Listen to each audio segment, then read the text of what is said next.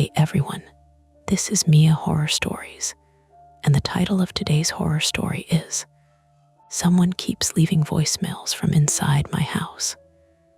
For your comfort, the screen will stay black throughout the video, so you can relax without strain and just focus on the story. Make sure you stick around until the end. Sometimes the last few moments are the ones that stay with you the longest. The first voicemail sounded like my kitchen sink. Not a voice, not at first. Just that thin, uneven drip from the faucet I'd been meaning to tighten since Tuesday. Each drop hitting the steel basin with a hollow little tick that carried strangely well through the recording. Behind it, there was the refrigerator hum, the one that rose and dipped whenever the compressor kicked on. Then a scuff, like rubber sole on tile. Then breathing. I listened to it twice before I admitted it was my house. My name is Daniel Mercer, 34, male, from Pittsburgh, Pennsylvania. Though I'd been living in a narrow brick row house in Lancaster for nearly 4 years by then. I worked remotely as a claims adjuster for an insurance company, which is as glamorous as it sounds. Spreadsheets, photos of hail-dented roofs, polite arguments with contractors, and the slow erosion of your ability to trust anyone's version of events. I had a bad habit of explaining away problems until they became expensive. Water stains were probably old. A noise in the wall was settling. A strange voicemail from inside my own kitchen was, for about 90 seconds, some kind of pocket dial glitch. The house sat on North Mary Street, not far from the train station, in that part of Lancaster where everything feels close together. Front steps almost touching the sidewalk, neighbors' windows glowing 3 feet from yours across the alley, old pipes knocking awake before sunrise. It was the kind of place where you could smell someone else's dinner through the brick before you knew what you wanted for your own. That night, I'd been alone. Or I thought I had been. It was a little after 8:30 on a wet Thursday in October, the kind of rain that didn't fall hard enough to be dramatic, but kept tapping at the gutters with patient little fingers. I was at my desk in the second bedroom, wearing pajama pants and a faded pirate sweatshirt, one sock on, one sock missing somewhere under my chair. The room smelled like old coffee and warm dust from the baseboard heater. My laptop fan made a stressed little whine every few minutes because I had too many tabs open. I'd been reviewing photos from a basement flooding claim in York when my phone buzzed beside the mouse pad. Unknown number. I let it ring. That wasn't unusual. My job trained me not to answer numbers I didn't recognize after work hours. Half the time it was a customer furious about an estimate, and the other half it was someone asking whether I had recently been in a car accident. I watched the screen light up, vibrate in place against a stack of receipts, then go dark. A minute later, the voicemail notification appeared. I almost ignored that too. Then I saw the timestamp. 8:32 p.m., the same minute the call had come in. I tapped play while still half looking at the roof photos on my laptop. The drip came through first. Tick, a soft hiss of room tone. Tick, the fridge motor. That made me pause. I lowered the phone from my ear and looked toward the hallway, as if the house might have noticed me noticing. From where I sat, I could see the top of the stairs and the dull amber glow spilling up from the kitchen night light. I kept one plugged in near the toaster because the old stairs had a narrow turn at the bottom, and I'd nearly cracked my knee open once carrying laundry down in the dark. The light made the banister look varnished and wet. On the voicemail, something shifted. A breath, not close to the phone, but near enough to register.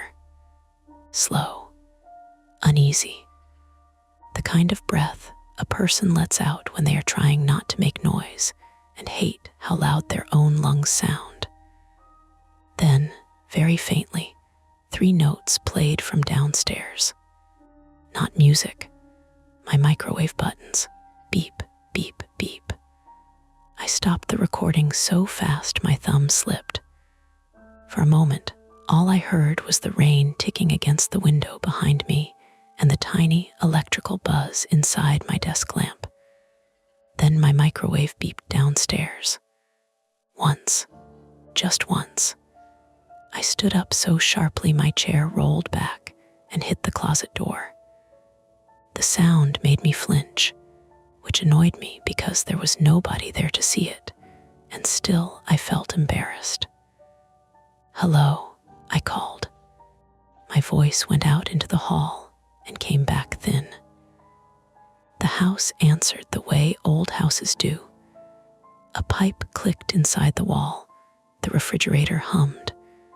Rainwater ran through the downspout outside the kitchen window in a nervous rush. I waited. Nothing. I didn't go downstairs right away. That's the honest version. In stories, people always grab a bat or a flashlight and move toward the sound because otherwise there's no story. In real life, I stood barefoot on a cold patch of floor and tried to make the problem smaller. Maybe the voicemail was old. Maybe the timestamp was wrong. Maybe some scammer had used a recording from inside another house that happened to sound like mine. Maybe my microwave had beeped because of a power flicker. Maybe I had imagined the second beep. The trouble was, I knew my kitchen sounds too well. I worked from home. I heard that faucet all day. I knew the fridge hum, the lazy buzz of the under cabinet light, the microwave's cheap little digital chirp. I knew the shape of my own ordinary life by sound. My phone buzzed again before I moved. This time it was Mara. Mara Whitcomb, 33, female, from Westchester, Pennsylvania, was my girlfriend of 8 months, and the kind of person who carried 2 phone chargers and a small flashlight in her purse, because, statistically, somebody's going to need one. She worked as an emergency room nurse at Lancaster General, which meant her idea of a crisis was very different from mine. Where I hesitated and made categories, Mara acted. It was one of the things I loved about her, and one of the things that made me feel faintly incompetent around her when something actually went wrong. Her text read, "You still awake?" I stared at it longer than I needed to. Then I typed, "Yeah, something weird happened." She called immediately. "What kind of weird?" said before hello. I could hear the hospital behind her, wheels rattling over tile, an intercom page cut off mid-syllable, someone laughing too loudly in the background. The sounds made my house feel even quieter by comparison. "I got a voicemail," I said. "From who? Unknown number. Block it. No, listen. It sounded like it was recorded here." A pause. "Here as in your house." "Yeah." "What do you mean sounded like?" I swallowed and looked toward the stairwell again. "Like my sink, my fridge, my microwave." "That's not funny. I'm not joking." "I know. I'm saying that's not funny." I put her on speaker with the volume low and played the voicemail. The first drip sounded smaller through the phone speaker, almost harmless. The breathing barely came through, but the microwave buttons were clear. When it ended, Mara didn't speak for 2 seconds. Then she said, "Where are you? Office. Door closed." "No, go close it." That frightened me more than anything so far because it was practical. I walked to the door and pushed it almost shut, leaving an inch open because closing it all the way felt like admitting something. The brass latch didn't catch. It never did unless you lifted the knob slightly. "Did you check downstairs?" she asked. "Not yet, Daniel, I know. Do you have your shoes on?" I looked down at my one sock. "No, put shoes on. Do not go down barefoot, and don't announce yourself again." "I already did." "Okay, well, stop doing that." I put on sneakers with the laces loose. One heel folded under my foot because my hands were clumsy. The room seemed suddenly full of small betrayals. The desk lamp casting my reflection into the dark window, the closet door still ajar from where the chair hit it, the floorboards under my weight making sounds I'd stopped hearing years ago. Mara stayed on the line. "Do you have anything near you?" she asked. "For what?" "For hitting someone, Daniel. There's a tape measure." "Great. Terrifying. Anything else?" I scanned the desk. Coffee mug, stapler, a ceramic dish full of paper clips, a letter opener shaped like a little sword that my sister had bought me as a joke. "My old Maglite S in the closet," I said. "Get that." The flashlight was heavy and cold, the big black aluminum kind my father used to keep in his truck. I hadn't replaced the batteries in months, but when I thumbed the button it threw a weak yellow circle against the wall. "Better than the tape measure," Mara said. "I can call the police." "You can, but what are you going to say?" "Someone left me a voicemail that sounds like my kitchen. They'll ask if anyone's inside." "I don't know if anyone's inside." "Exactly. Check from somewhere safe first. Do you have cameras?" "Only the doorbell." "Pull it up." I opened the app with one hand. The feed took longer than usual to load, spinning over a black screen while the rain tapped and tapped. Finally, the front porch appeared, washed gray-green by the porch light. Wet brick. Empty steps. The little maple by the curb shaking in the rain. No one at the door. "Back door?" Mara asked. "No camera." "Of course not." "I know. You always say you're going to get one." "I know, Mara. I'm not scolding you. I'm scared, so I sound mean." That steadied me a little. I stepped into the hallway. Upstairs landing was narrow, with framed photos hung slightly crooked along the wall. My parents at Presque, my sister's kids at Kennywood, Mara and me at Longwood Gardens in July, sweaty and squinting in front of the fountain. Normal things, proof of a normal life. The house smelled faintly of dish soap and the garlic I'd burned making dinner. At the top of the stairs, I stopped. The kitchen light was still off except for the night light. A thin wedge of it lay across the bottom steps. The faucet dripped. "Tick, tick, Daniel," Mara whispered through the speaker. "I'm here. What do you see?" "Nothing yet." The staircase creaked on the 4th step. It always creaked there, but knowing a sound belongs to the house does not stop it from sounding like a warning when you're listening for another person. Halfway down, the air changed. Cooler. Damp from the back of the house, where the mudroom never sealed right. I could smell wet leaves through the old back door, and underneath that, something metallic from the sink. I reached the bottom step and angled the flashlight into the kitchen. The beam landed on the dishwasher first, then the lower cabinets, then the blue towel hanging from the oven handle.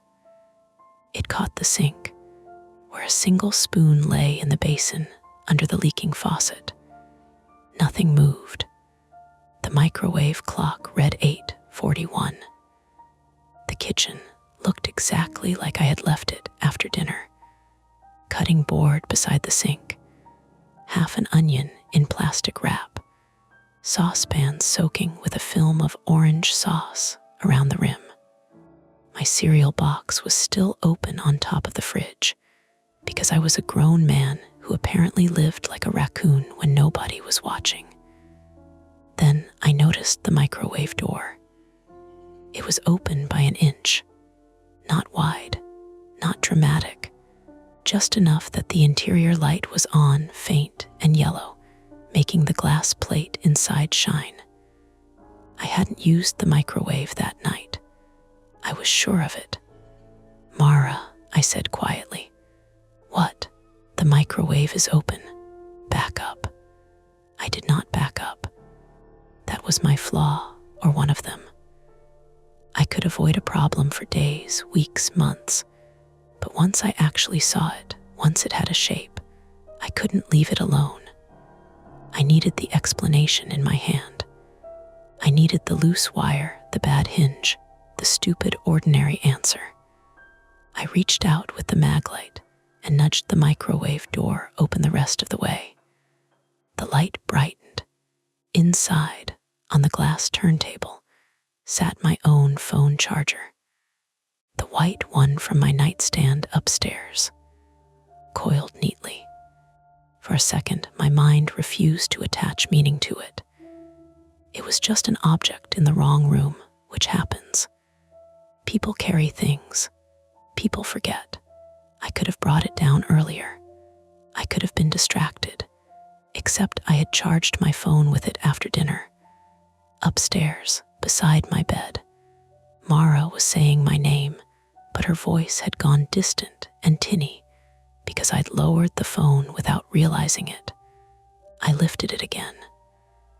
"There's something in the microwave," I said. "What?" "My charger." "Your charger." "From upstairs. Get out." "I don't know if Daniel, get out of the house." The refrigerator clicked off. The sudden absence of its hum made the kitchen feel too exposed. Rain tapped the back window. Somewhere in the wall, water moved through a pipe with a soft knocking sound. Then my phone buzzed in my hand. Unknown number. Incoming call. The screen lit my fingers blue-white. I stared at it until the ringing stopped. Mara said, very softly, "Do not play it." But the voicemail notification appeared almost immediately. I don't know why I tapped it. That's the part I still dislike about myself. Maybe because I wanted proof. Maybe because if the sound had an explanation, then the house could become mine again. The new voicemail was 4 seconds long. At first, there was only breathing. Closer this time. Then a whisper, hoarse and low, not theatrical, not monstrous, just a person trying to keep their voice under the sound of the rain. "Don't turn around." I turned around. The doorway to the basement stood open behind me. It had been closed when I came downstairs. I knew that because the old latch stuck, and the door always sat slightly proud of the frame, unless you shoved it hard with your shoulder.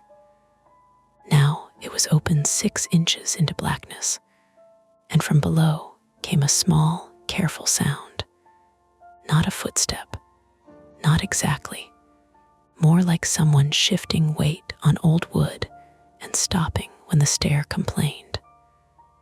Mara was shouting through the phone now. I couldn't make out the words. The mag light felt slick in my hand. My thumb hovered over the flashlight button, though the beam was already on.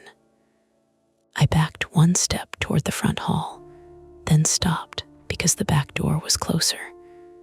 But the back door opened into a fenced alley with a latch that jammed when it rained. The front door meant crossing the living room, past the basement, past the dark gap. I had 2 exits and no certainty. My phone kept glowing in my palm. Mara's voice sharpened into one sentence I could finally hear. "Daniel, choose a door." And from the basement, something tapped once against the underside of the step. Not loud, just enough to answer. The problem with being told to choose a door is that both doors become traps. The front door meant passing the basement. The back door meant trusting the alley latch that swelled every time it rained. A stupid little piece of metal I'd meant to replace in April, then May, then at least once a month after that, whenever it stuck, and made me curse under my breath. I could see it in my head. The crooked gate, the wet wood, the latch jammed tight while my shoes slipped on the bricks, and somebody came up behind me. So I chose the front, not bravely, not cleanly. I just moved because staying still had started to feel like handing myself over. I kept my phone pressed to my chest with Mara still shouting from the speaker, and I backed across the kitchen one step at a time. The maglite beam shook over the cabinet fronts and the dishwasher handle. It caught the basement door for half a second, showing only the edge of the frame and the first 2 steps descending into black. Nothing else. Then the house went dark, not all at once like in a movie. There was a tiny flicker first. The kitchen night light blinked. The microwave clock flashed a bright blue 8:46, then died. The refrigerator coughed into silence. Upstairs, something electronic gave a delicate little chirp, maybe my router or the battery backup under my desk. Then darkness settled into the corners so fast I could feel my eyes trying to widen. "Daniel," Mara said through my phone. "I'm here. What happened? Power's out. Storm, maybe." The rain had picked up. It was hitting the back windows harder now, a messy spray against old glass. Somewhere outside, a transformer hummed low and stopped. I could hear other houses reacting around me. A neighbor's dog barking once, somebody across the alley saying, "Are you kidding me?" through a closed window. That helped. A little. Power outages happened here. Old grid, wet trees, October wind. But my phone screen was still lit, and in that blue-white glow, I saw something I hadn't noticed before. The basement door wasn't just open. The chain lock on it was dangling. That door had 2 locks, the original thumb latch that barely worked, and a chain I'd installed after a contractor left the basement bulkhead unlatched the previous winter. I had put it there myself, badly, but firmly, because the idea of anyone coming up from below while I slept had bothered me more than I liked admitting. I checked it most nights. I had checked it that afternoon before a video meeting because the basement smelled damp, and I'd gone down to make sure the dehumidifier was still running. Now, the chain hung loose against the trim. The screws were still in the wall. The chain had been lifted from inside the kitchen. Mara went quiet when I told her.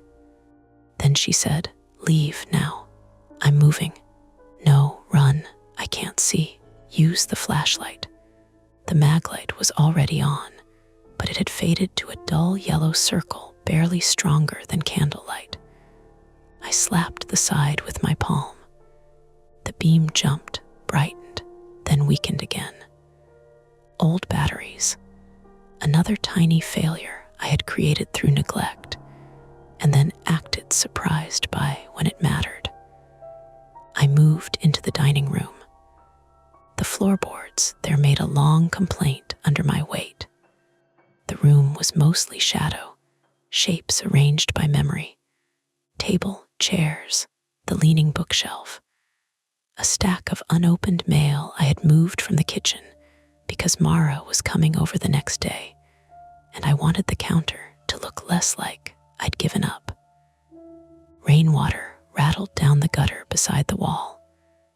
My front door was 10 steps away. I made it 4 before the voicemail notification chimed again.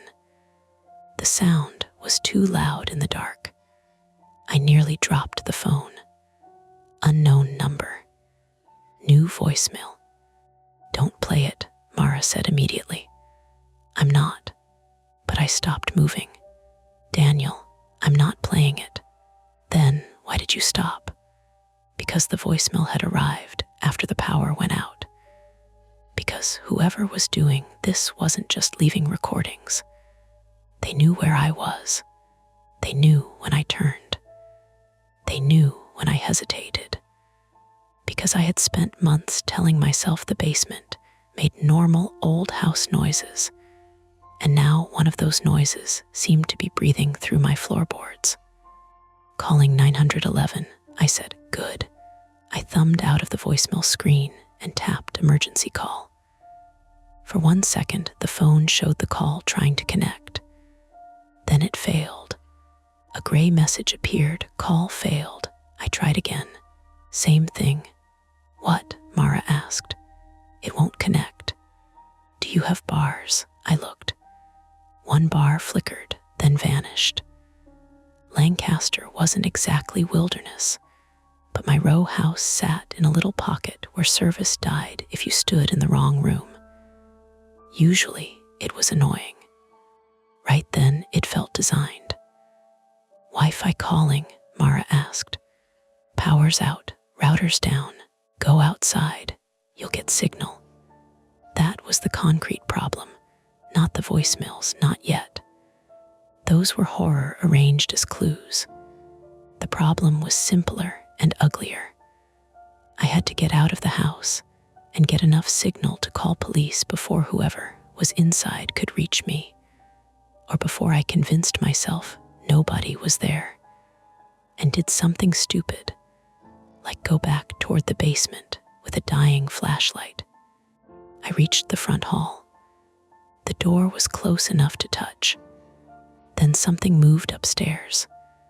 A thump over my head, not loud, not theatrical, a soft, padded sound like a drawer being shut with care. I froze with my fingers on the deadbolt. Mara heard my breathing change. "What was that?" "Upstairs. You said they were in the basement." "I thought they were. You need to get out. My laptop's upstairs." "I do not care about your laptop." "No, my work VPN, Daniel. I have client files, my social security scan, tax stuff. You can change passwords from somewhere else." It has my password manager unlocked. The second I said it, I hated myself. That was the hook in me, not courage, control. The need to contain the damage, to make the problem manageable before it spread. I'd spent years sorting other people's disasters into boxes: water damage, theft, vandalism, negligence. I understood financial mess. I understood identity theft. I understood how one bad night became 6 months of paperwork because you failed to lock one account, report one card, save one document. Whoever was inside my house had already touched my charger from the bedroom. If they had been at my desk, they had my life laid open in browser tabs. Mara's voice hardened. "You are not going upstairs. I need to shut it." "No, you need to live through being stupid." That landed. I unlocked the deadbolt. The front porch light was out, so when I pulled the door open, the The street beyond looked like a soaked charcoal sketch. A few houses had emergency lights glowing inside. Most were dark. Rain blew under the porch roof and misted my face. I stepped onto the porch. Cold hit my sockless ankles above my sneakers. Then the doorbell camera clicked. That tiny mechanical sound came from beside my shoulder. Tick-click, the infrared filter switching. It should have been dead with the Wi-Fi, but the unit had an internal battery. Its little status light blinked red. I looked down at my phone. A notification appeared from the doorbell app. Motion detected at your front door. Then, below it, live view unavailable. Wi-Fi offline. My own phone showed me standing there, or would have, if the internet still worked. Across the street, a curtain shifted in Mrs. Alvarez's front window. Alina Alvarez, 68, female from Lancaster, Pennsylvania, lived in the row house opposite mine, and had the finely tuned suspicion of a person who had watched the block change by inches for 30 years. She kept basil and coffee cans on her windowsill, took her trash out in slippers, and once knocked on my door because my bike had been chained differently than usual, and she wanted to make sure I had done it. I had found her nosy in the way youngish men find older women nosy when those women are quietly doing neighborhood security better than any app. Now her silhouette appeared behind the lace curtain, one hand holding it back. I waved too sharply. Her porch light was out too. My phone found one bar. I dialed 911 again. This time it connected. A woman's voice came through, clipped and calm. 911, what is the address of your emergency? I gave it. Too fast. She made me repeat it. What's happening there? I think someone's inside my house, I said. I've been getting voicemails from inside the house. The basement door opened. I heard movement upstairs. The power's out. There was the tiniest pause, not disbelief exactly, but the dispatcher rearranging my words into categories. Are you outside the residence now? Yes. Are you in immediate danger? I don't know. Do you see anyone? No. Is anyone else inside the home? No. I live alone. Do you have any weapons? I have a flashlight. Mara was still on the other line somehow, her call minimized but active, her voice faint through the phone speaker. Tell them about the basement bulkhead. I repeated it. The dispatcher asked if I had a safe place to wait. I looked at Mrs. Alvarez's window. She was still watching. My neighbor S across the street. Can you go there and remain on the line? Yes. I stepped off the porch into the rain. That was when the front door shut behind me. Not slammed, pulled. The latch clicked with a neat, final sound. I turned so fast my foot slid on the wet step and my shoulder hit the railing. Pain flashed down my arm. The maglite banged against the iron post. The door was closed. I had not pulled it shut. Mara heard the impact. What happened? The door closed. Wind. There was almost no wind on the porch. I tried the knob. Locked. My keys were inside on the kitchen counter, beside the cutting board. For 3 seconds, I stood in the rain with my hand on my own locked door and felt a kind of shame so intense it almost burned. Not fear, shame. Because this was exactly the sort of stupid detail that turned an emergency from frightening into dangerous. I had left my keys. I had left my laptop open. I had left the back gate broken, the flashlight weak, the basement chain poorly installed, the sink dripping, the camera coverage incomplete. My life suddenly looked like a list of things I'd postponed until somebody else used them against me. "Sir," the dispatcher said, "are you still there?" "Yes, I'm locked out. Move away from the door." I crossed the sidewalk with the rain needling my face and knocked on Mrs. Alvarez's door with the heel of the maglite. Her voice came from inside. "Who is it?" "It's Daniel, across the street." Locks turned, 3 of them. She opened the door 6 inches with the chain still on. Her gray hair was pinned up, and she wore a quilted robe over a nightgown, one hand gripping a cordless phone like she'd been born holding it. "What are you doing standing in the rain?" she asked. "I need to wait here. Someone's in my house." Her eyes moved past me to my front door. "I saw your door close," she said. That made my stomach tight. "You saw it." "I saw it open, then close." She undid the chain and pulled me inside. "Come in before you flood my rug." Her house smelled like lemon cleaner, old radiator heat, and the tomato soup she always seemed to make when it rained.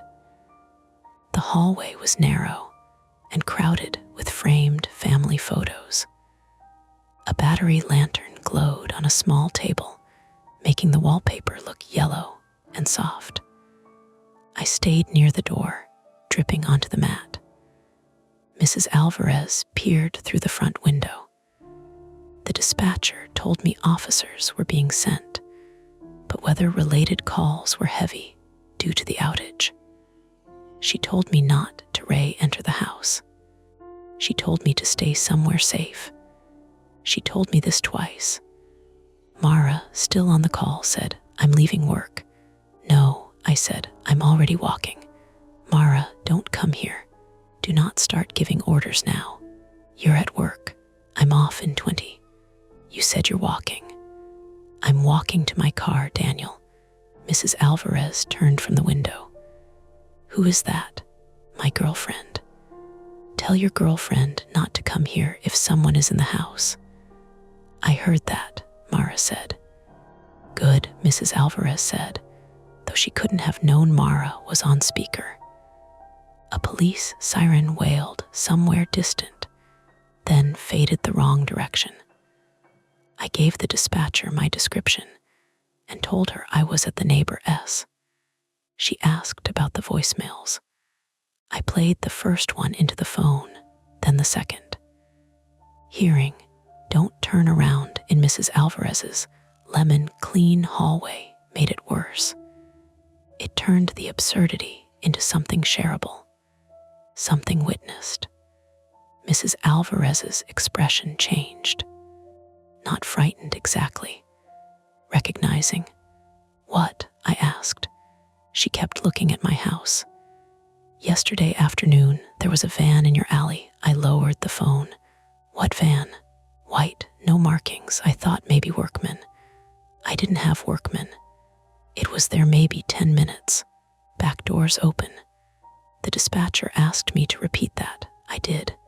"What time?" I asked Mrs. Alvarez.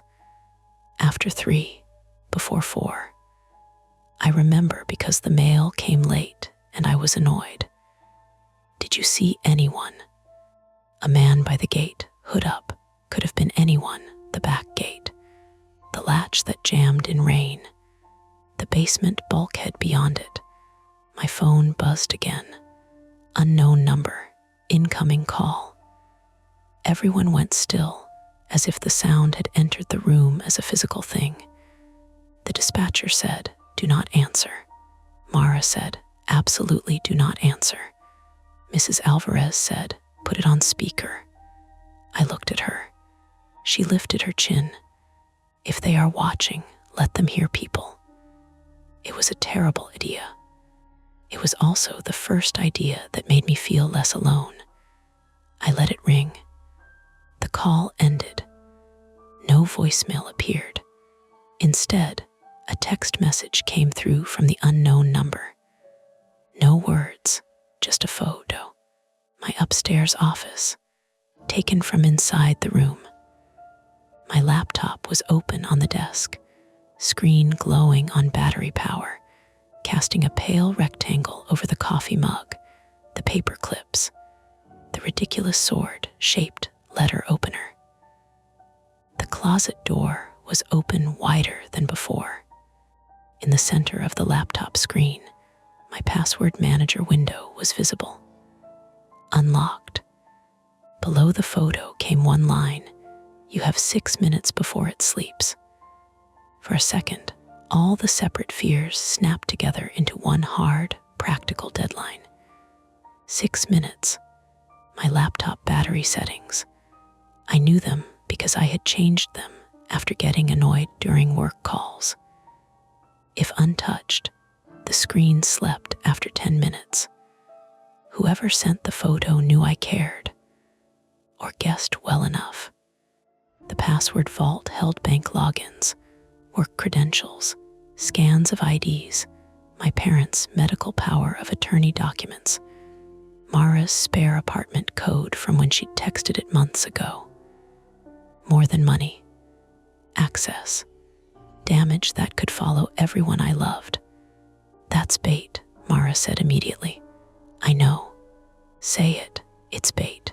Good. Stay there." But my eyes were fixed on the photo.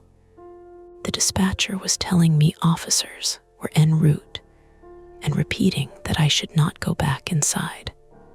Voice stayed professional, but I could hear strain under it now, the pressure of an active incident becoming strange in a way the form did not easily accept. Mrs. Alvarez reached for the cordless phone in her hand. "I have my nephew's number. He is 2 blocks over." "No," I said, "don't bring anyone else. You cannot go back in. I'm not." But I was already thinking through the distance.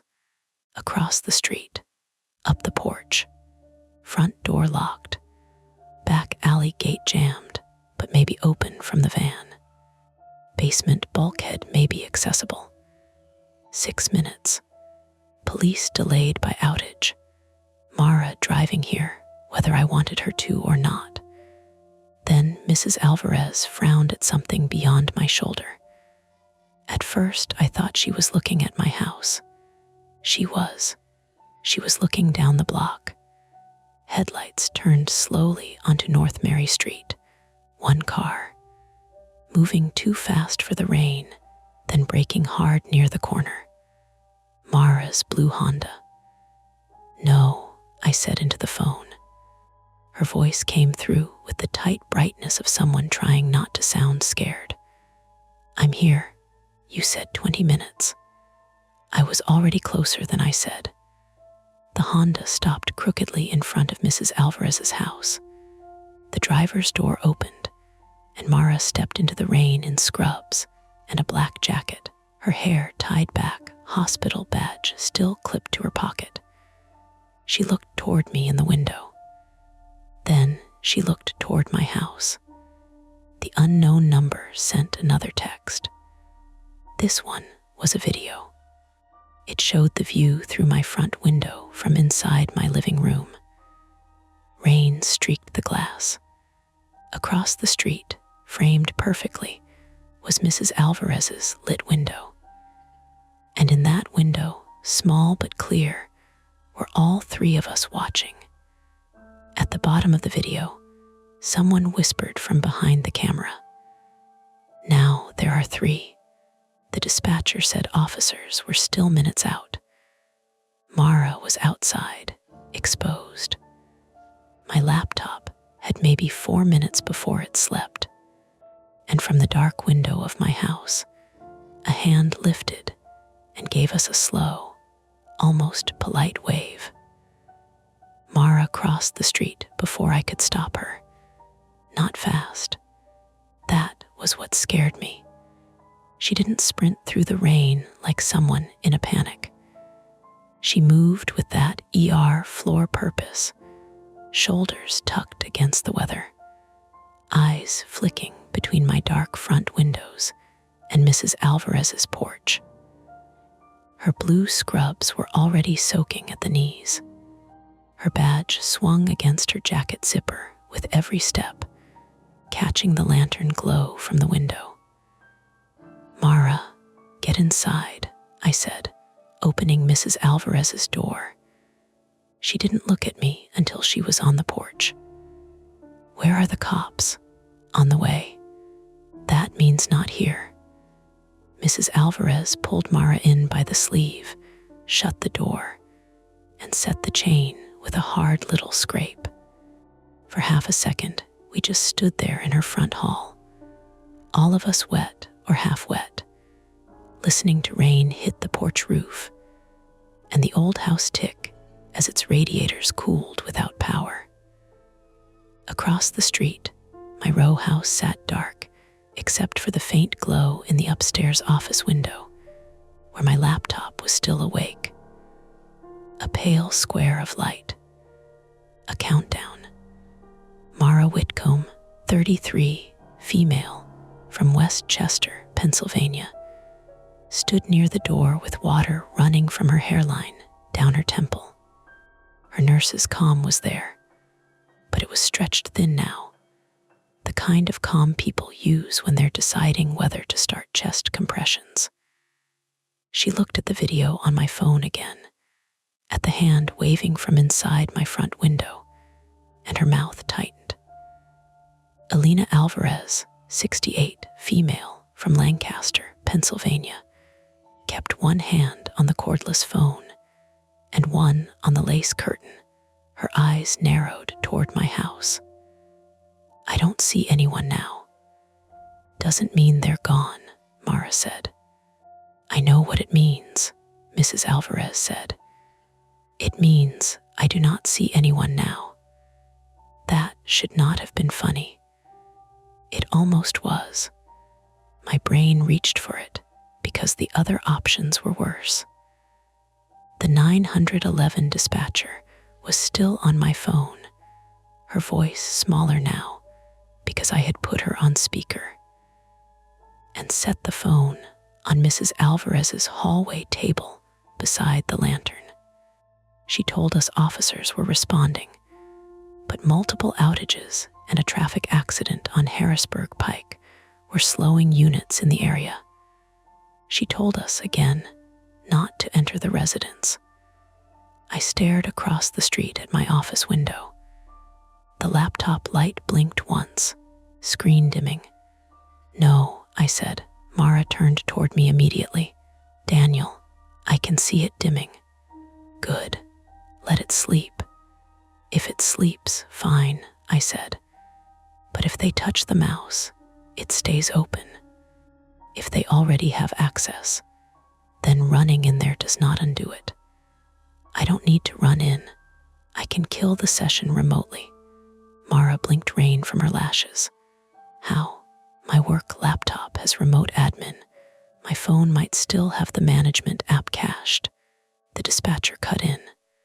"Sir, I strongly advise you not to focus on property or devices right now. Your safety is the priority." "It's not just property," I said. Mara gave me a look. "You're doing the thing." "What thing?" "The thing where you turn fear into paperwork." I snapped back. "And you're doing the thing where you act like everyone can be fixed with pressure and gauze." Her face changed. Not much, but enough. The argument died right there, ugly and unfinished. My hands were shaking so badly, I mistyped my phone passcode twice. The third time, Face ID failed because rain had smeared across the screen, and my expression probably looked nothing like whatever calm idiot had set it up. I wiped it on my sweatshirt and opened the security app.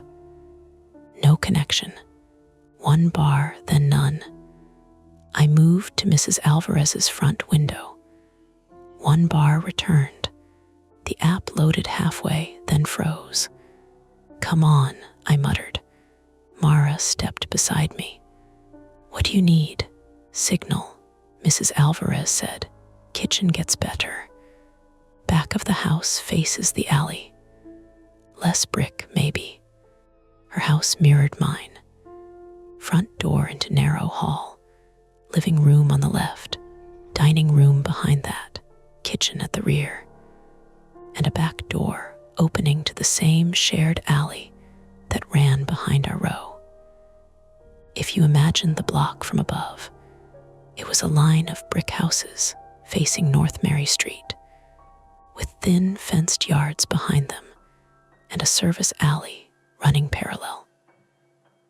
My back gate sat almost directly across from Mrs. Alvarez's rear fence, maybe 20 feet away through rain and darkness. Moved to her kitchen. The smell of tomato soup was stronger there, sour sweet and comforting in the wrong way. A battery radio on the counter hissed between stations.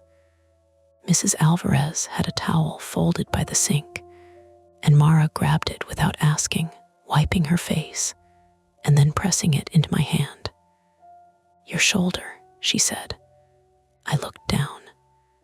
My sweatshirt was torn near the upper arm where I'd hit the porch railing. Under it, the skin had opened in a shallow scrape, bleeding enough to darken the fabric. "I'm fine. You're bleeding." I said I'm fine. Fine people don't say it like that. She was right, which made me more irritated. At the kitchen window, my phone found 2 bars. The management app refreshed. I got the login screen, then the spinning wheel. Across the alley, I could see the back of my house, the black rectangle of my kitchen window, the narrow mudroom jutting out, the sagging gate that opened inward to the little brick patio. My back door was out of sight from this angle, tucked under the shallow overhang. The app asked for 2-factor authentication. A code had been sent to my email. "My email is open on the laptop," I said. Mara closed her eyes briefly. "Of course it is. It also sends to my backup number. Your phone, my old number. I never changed it." Mrs. Alvarez made a soft sound of judgment from behind us. I deserved it.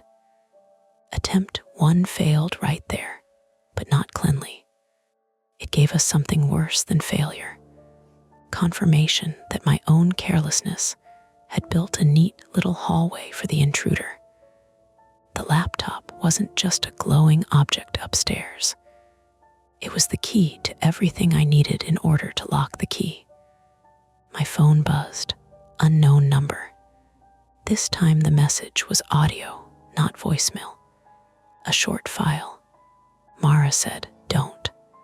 But the dispatcher said, "If it may contain information about the suspect's location, you can play it at low volume."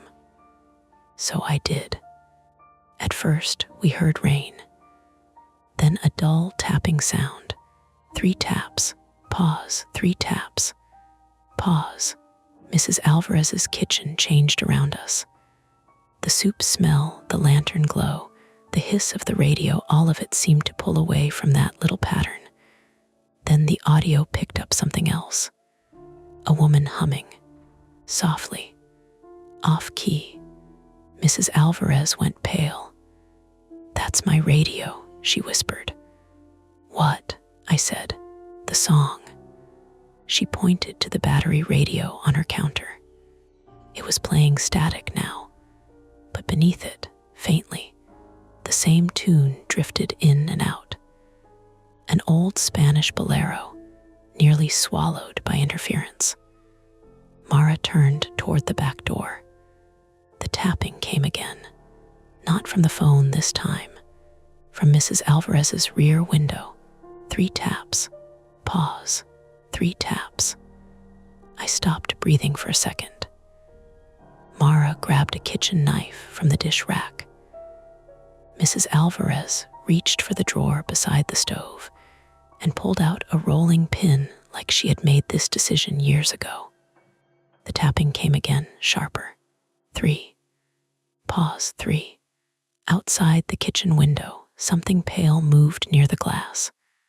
Mara lifted the knife. "Stay back," she said. Then the pale shape slapped the window with a wet, leafy sound and stuck there. A plastic grocery bag, caught on the rose trellis outside, blown loose by the storm, its handles snapping against the glass in the rain. 3 taps. Pause 3. For 2 seconds, none of us moved. Then Mrs. Alvarez exhaled through her nose. "Jesus, Mary, and Joseph." Mara lowered the knife, but not all the way.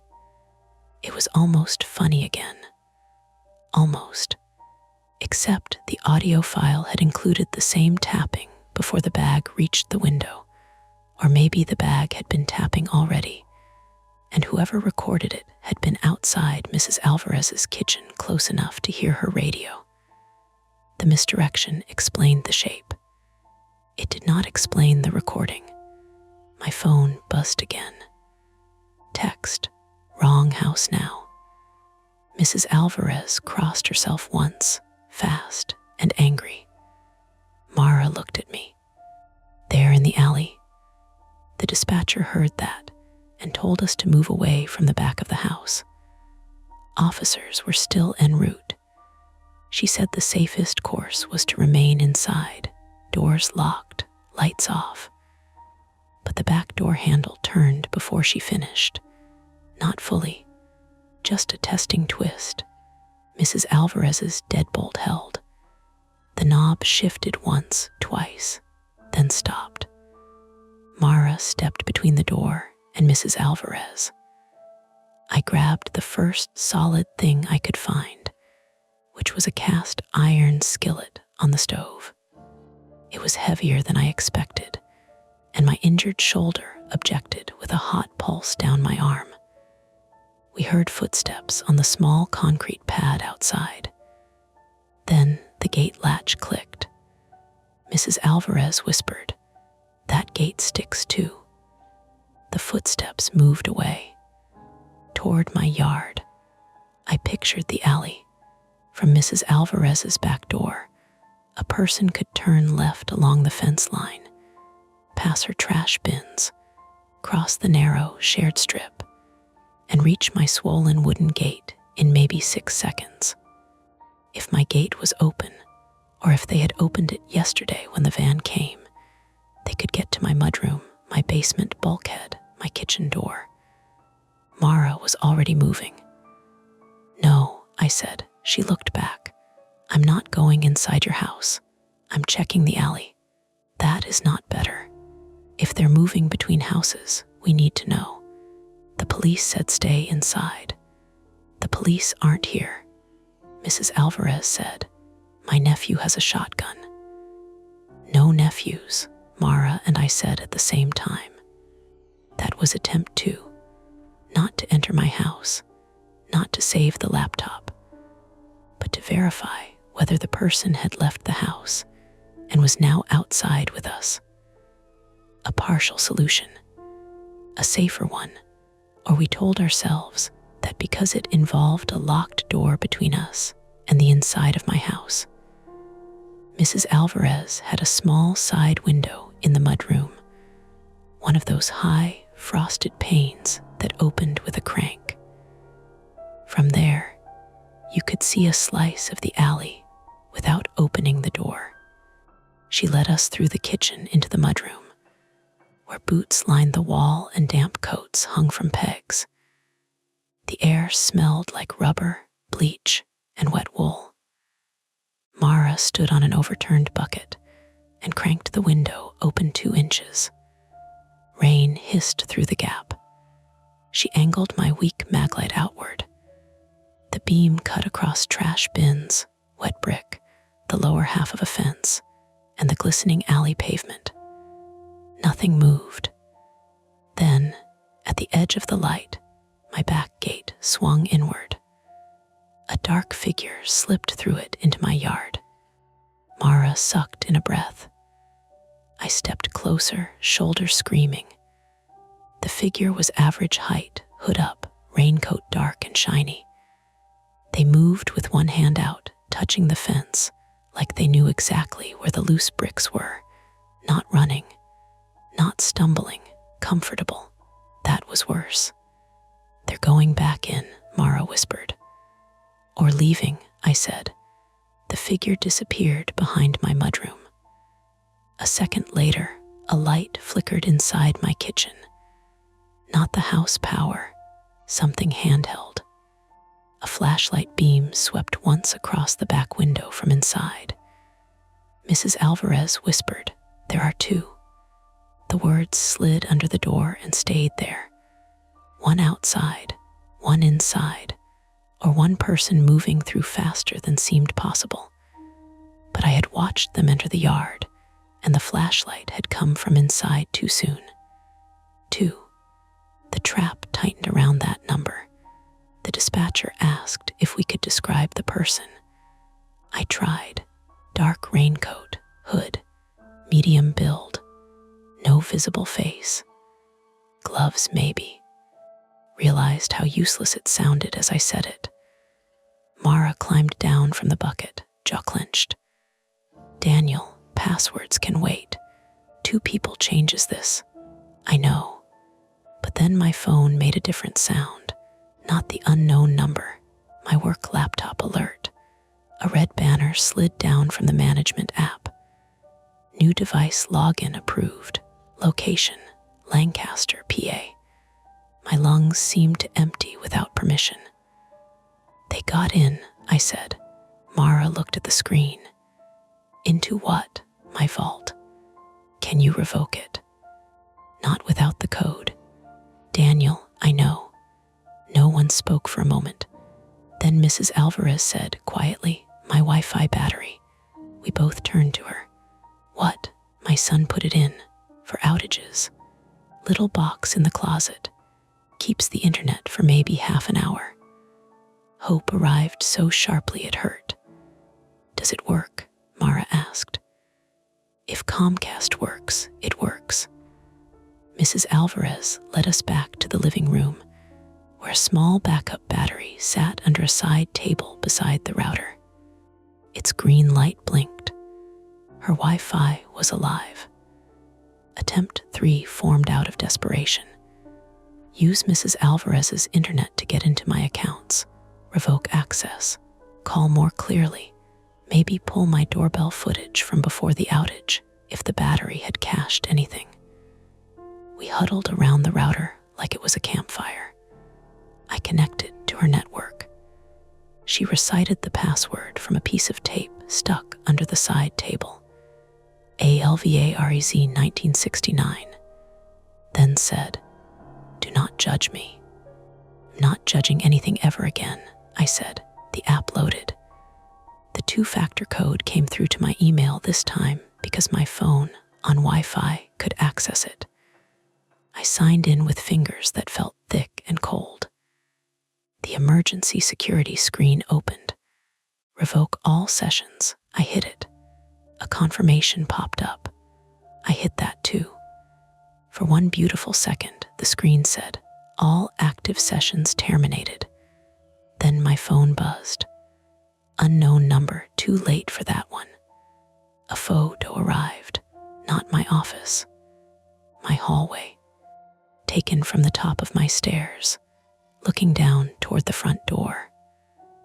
On the floor near the mail table was a small black rectangle I recognized after a second, my spare key lockbox.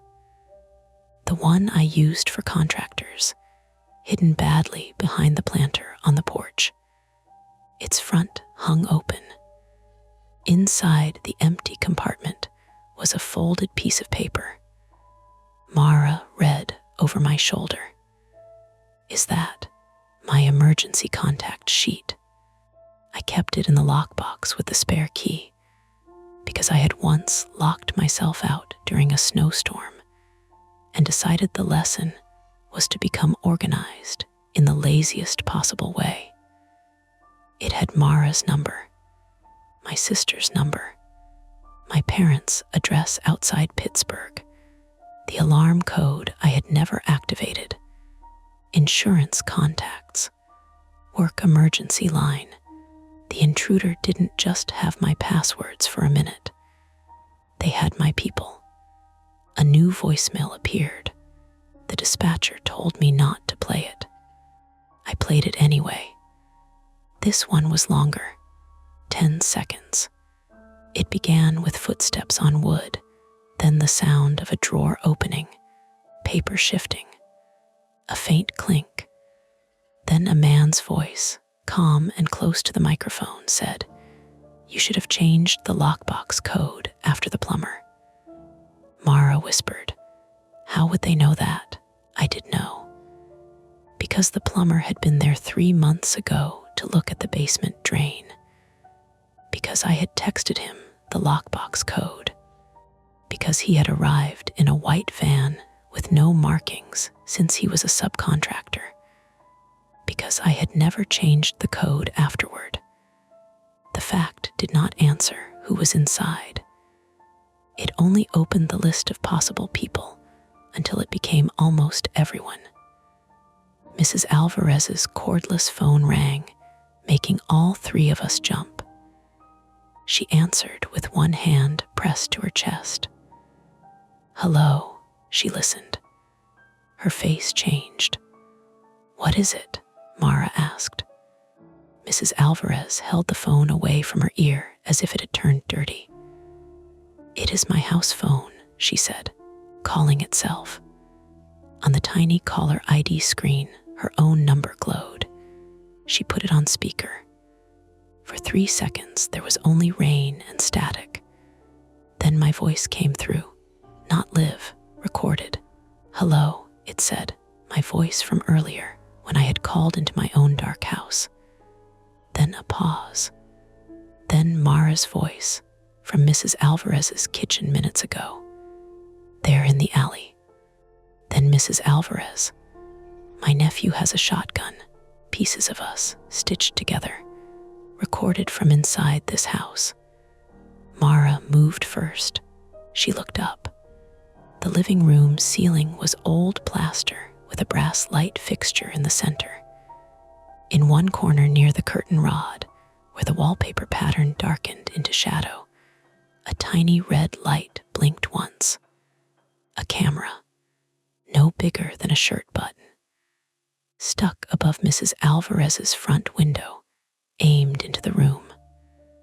For a moment, nobody made a sound. Then Mrs. Alvarez let out a small, wounded noise and stepped backward into the table, knocking the lantern sideways. I caught it before it fell, but hot pain ripped through my shoulder and down my arm. Mara grabbed a chair and dragged it under the window. "Don't touch it," I said. "We need it off. Fingerprints. They are listening to us right now." That ended the debate. Mara climbed onto the chair and slapped the device down with the towel. It hit the floor with a plastic tick. I crushed it under the skillet before thinking, hard enough that the casing cracked and something inside gave a tiny electronic squeal. The dispatcher, still on my phone, said officers were close now. Close. Not here. Across the street, my front door opened. All 3 of us saw it through the window. It opened just wide enough for the dark gap of the hallway to show. Then my porch light flickered on, not from house power, but from a battery work lamp placed on the floor inside. It cast a low, ugly glow across the wet porch boards. In that glow lay Mara's car keys. Her blue Honda sat at the curb with the driver's door unlocked. Mara patted her jacket pocket. Empty. "They were in my pocket," she said. No one corrected her. No one said maybe she dropped them. We all knew what it meant while she crossed the street, while we watched the house, while we thought the danger was contained across the road. Someone had gotten close enough to take them. Then the Honda's lights flashed once. Unlocked. The car alarm chirped softly in the rain. A text came to my phone. Police will block the street. Cars are useful before that. Mara ran for the door. I caught her arm, and she twisted so hard pain flared in my shoulder. My car has my hospital bag, she said. My address, my badge, my garage opener. Mara, stop. They can leave with it, Mrs. Alvarez said. They want you outside. They already got outside. And then we heard it. From the alley behind Mrs. Alvarez's house. Glass breaking. Not my house. Hers. A rear window gave way with a wet crash, followed by the scatter of pieces across tile. The point of no return was not dramatic. It was procedural, physical, simple. We could no longer stay inside Mrs. Alvarez's house and call it safety. The front door faced my open house and Mara's unlocked car. The back of the house had just been breached. The police were not there yet. The intruders had recorded us inside, stolen Mara's keys, accessed my lockbox, and shown they could move between houses through the alley. Retreat had become another room in the trap. Mara looked at me. Mrs. Alvarez clutched the rolling pin with both hands. From the kitchen, beyond the hall, broken glass shifted under someone's shoe. And my phone buzzed with one final message. Choose again. The sound of broken glass in Mrs. Alvarez's kitchen made every plan we had left feel childish. It wasn't a crash anymore. It was smaller than that now. Worse than that. Tiny pieces shifting under careful weight. A shoe pressing down. A pause. Another crunch. Someone was inside the back of the house. Mara had one hand on the doorknob, the other around the kitchen knife. Mrs. Alvarez stood behind her with the rolling pin raised too high, like she was about to swing at a ceiling fan. I held the cast iron skillet in my good hand and the weak maglite in the other, my injured shoulder burning in slow waves. A door was behind us. The kitchen was ahead. My house sat across the street with its front door open, and that battery work lamp glowing low on the floor like an invitation. There was no safe direction. Move, Mara whispered. Where? I whispered back. Basement. Mrs. Alvarez shook her head hard. I do not go in my basement.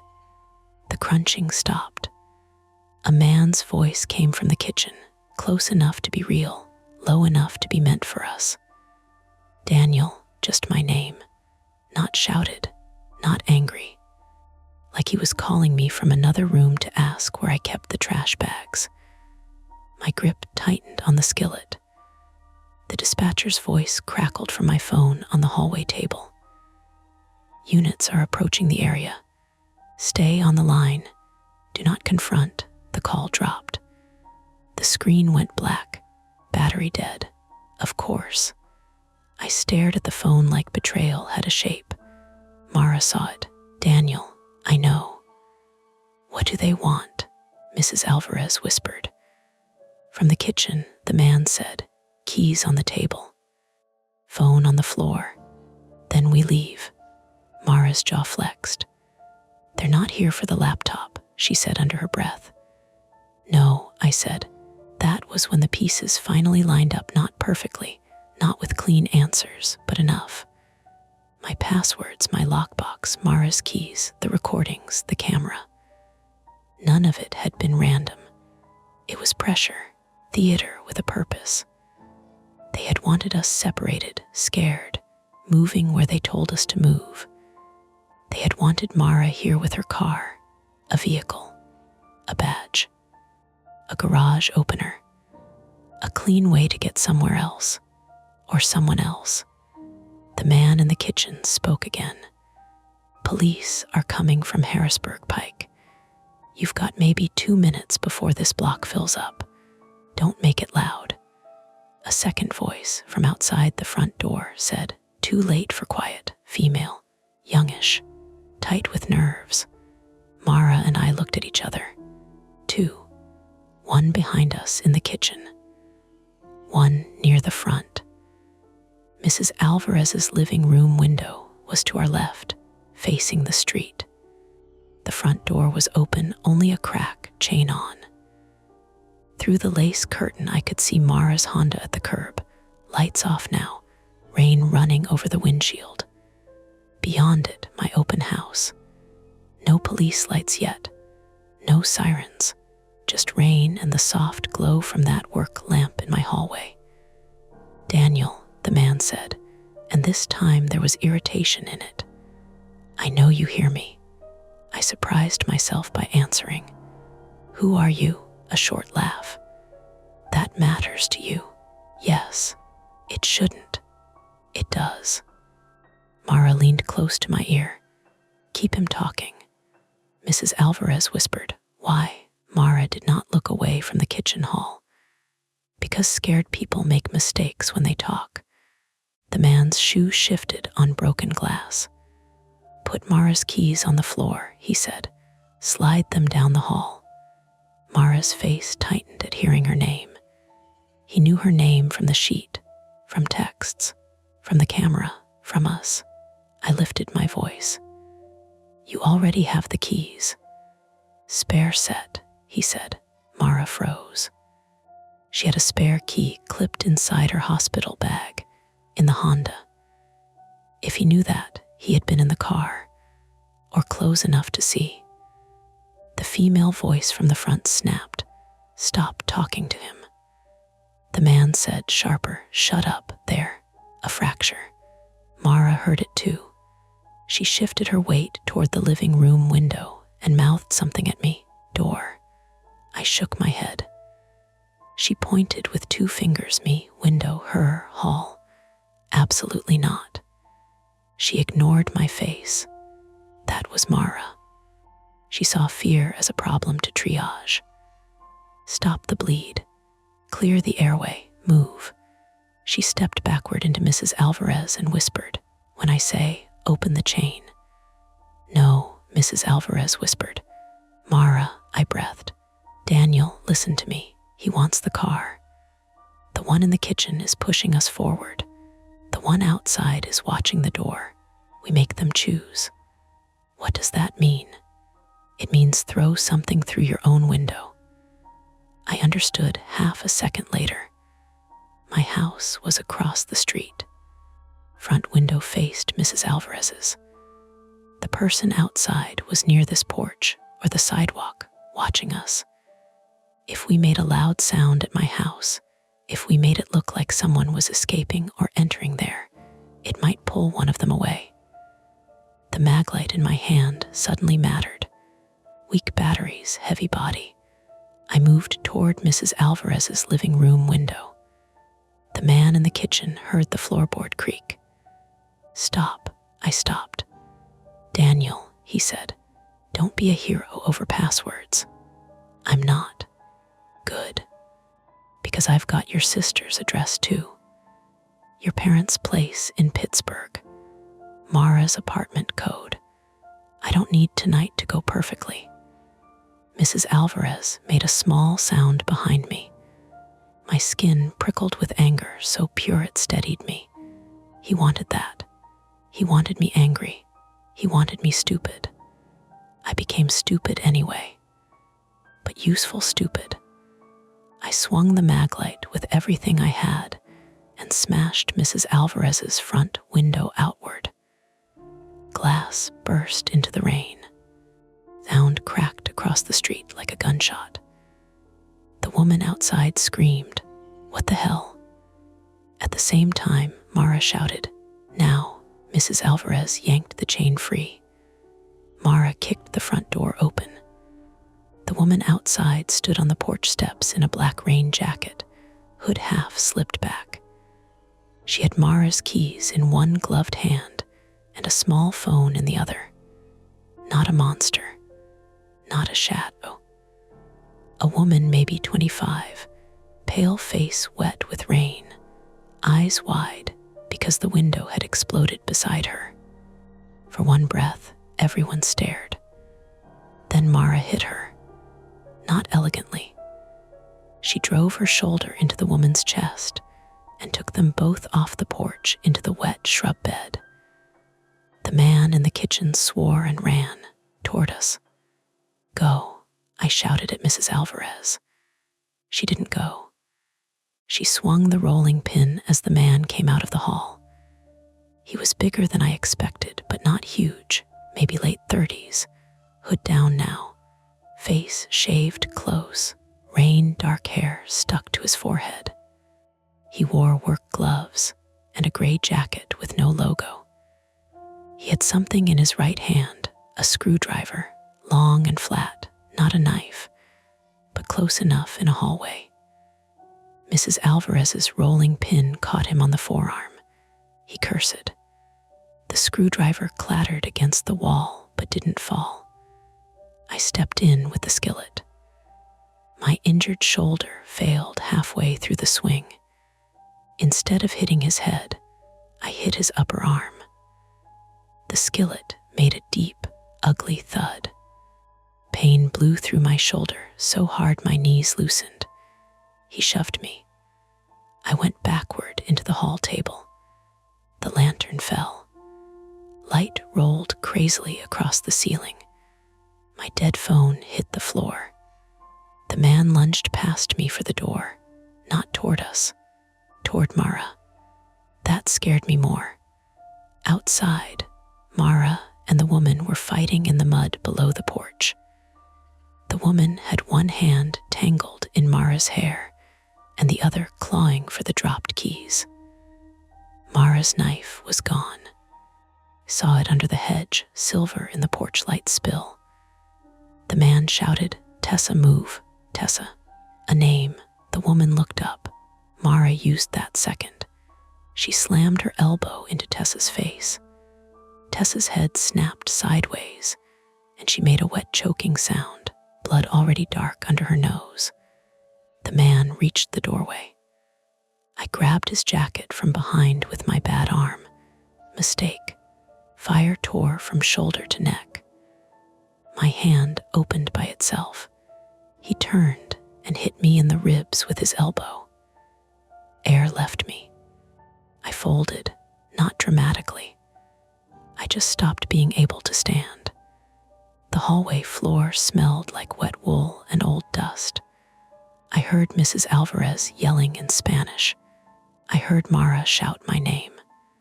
I heard the man's boots hit the porch.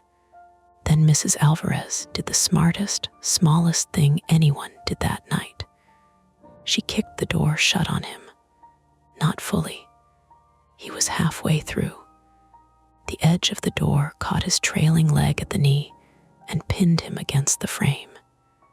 He screamed. Mara, from outside, grabbed his ankle and pulled. Mrs. Alvarez shoved the door harder with her hip.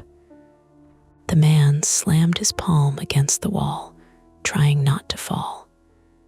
I saw the screwdriver on the floor near my hand. I grabbed it.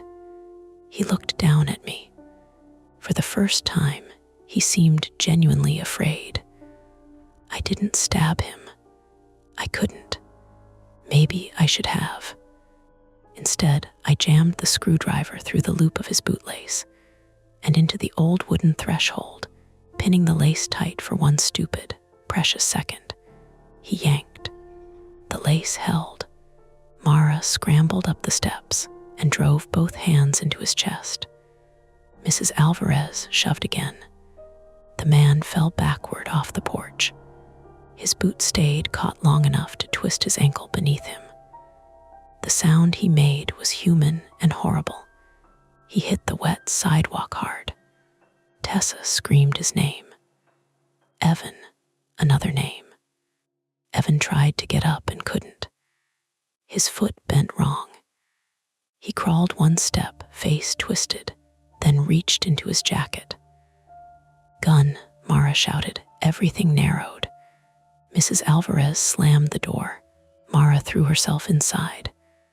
I kicked the chain up with my foot, missed, tried again, caught it. The chain slid into place just as something struck the door from outside. Not a gunshot, a fist.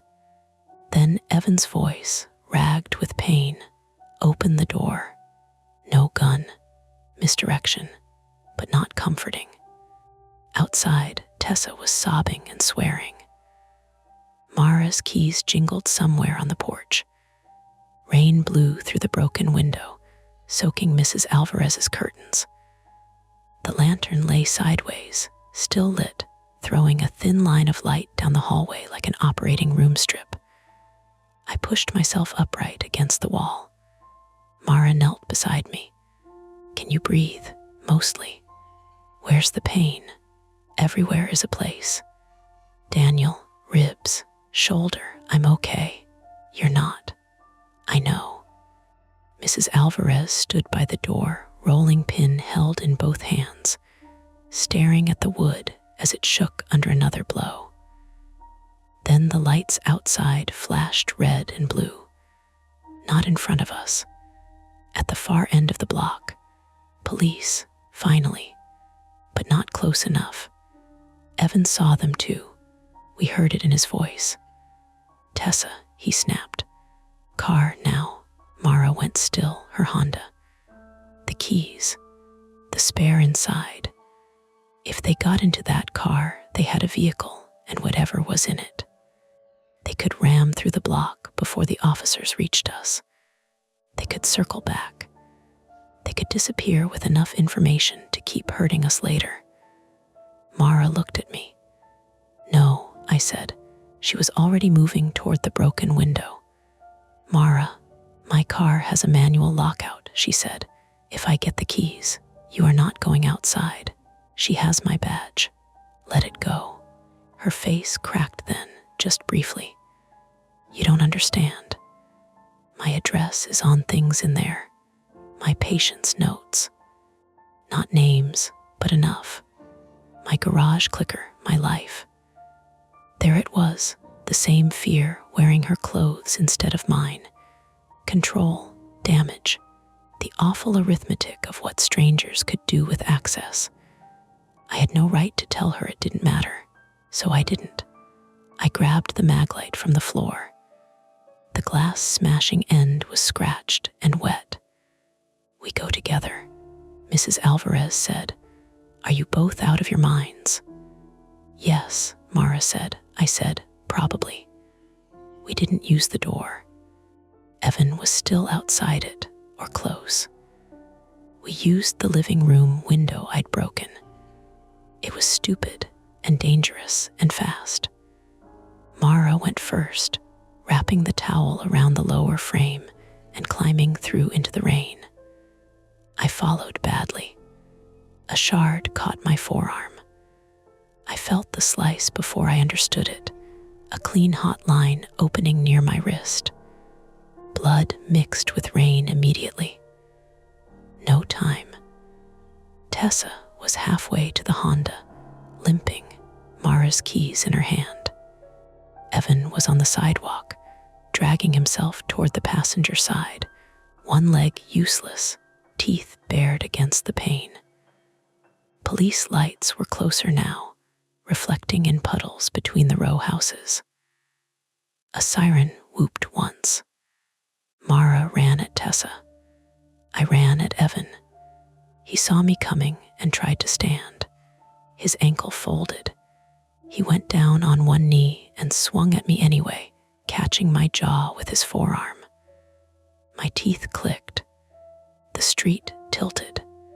I hit him with the maglite. This time my bad shoulder didn't matter because I used both hands and all my fear. The flashlight struck his wrist. Something snapped, or maybe just cracked. He dropped the phone he'd been holding. It hit the curb and skittered into the gutter, still recording, screen bright in the rain. On the screen was a live feed, Mrs. Alvarez's living room, my front hall, my office, 3 camera windows. They had more than one. Evan reached for it. I kicked it into the storm drain. His face changed. Real panic now. "No," he said. He grabbed my leg. I fell. My hip hit the curb, and sparks of pain shot down my side. Evan got one hand around my throat, not tight enough to choke me, but enough to hold, enough to make the world become his wet sleeve, his breath, the sour smell of rain on cheap fabric. I jammed my thumb into his injured wrist. He screamed and let go. Mara and Tessa slammed into the side of the Honda. The car alarm exploded.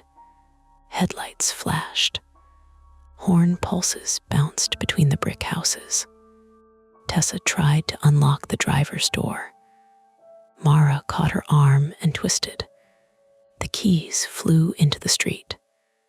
Tessa pulled something from her pocket. For one terrible second, I thought knife. It was pepper spray.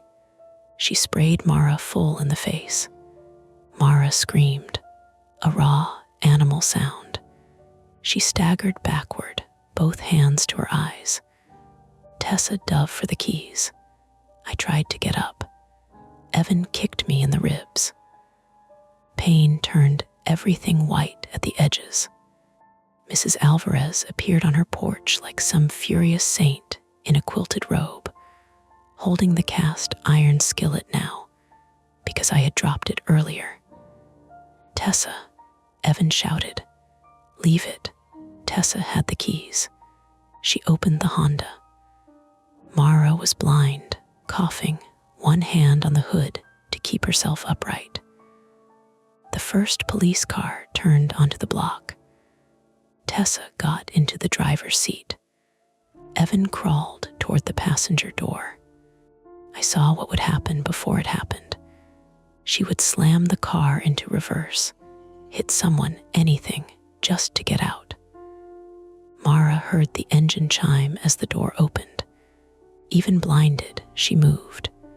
She reached through the open driver's door and grabbed Tessa's hair with both hands. Tessa screamed and punched her. Mara didn't let go. Mrs. Alvarez came down the steps and swung the skillet into the Honda's front tire. Once, nothing, again. A dull metallic clang against the rim. "Valve stem," I shouted, though my voice came out broken. Mrs. Alvarez looked at me like I'd lost my mind. The little rubber stem, she found it by feel, crouched in the rain beside the wheel, and jammed the edge of the skillet down against it. Air hissed out in a hard white stream. The Honda sagged slightly. Tessa got the engine started. Flat tire or not, she threw it into reverse. The car lurched backward. Mara was still half inside. I don't know how I got up. I don't remember deciding. I remember the pain, and then I was moving.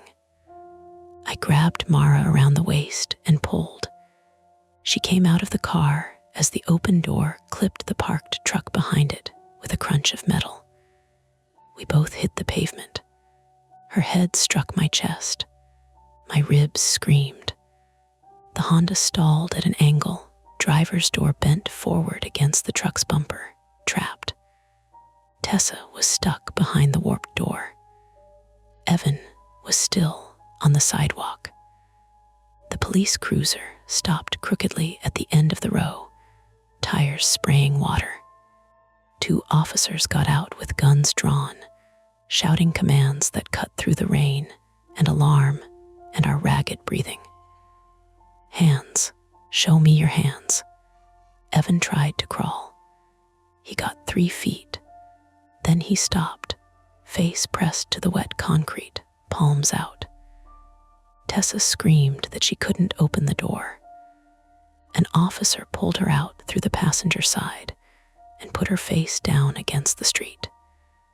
She was crying now, blood and rain and pepper spray, residue shining on her cheeks. Mara was on the ground beside me, coughing so hard she gagged. "I can't see," she gasped. "I know," I said. "I've got you." "I can't, Daniel, I can't see." "I've got you." I didn't, not really. My arm was bleeding. My ribs felt wrong.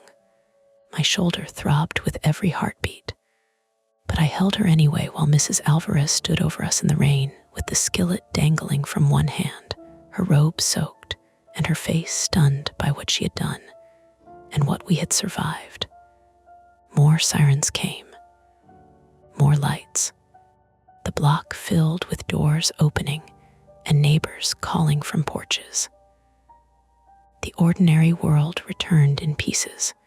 Radios, boots, flashlights, questions, someone yelling for an ambulance, someone else asking if the power was back, a police officer telling me not to move because of the blood on my sleeve. Across the street, my house stood open.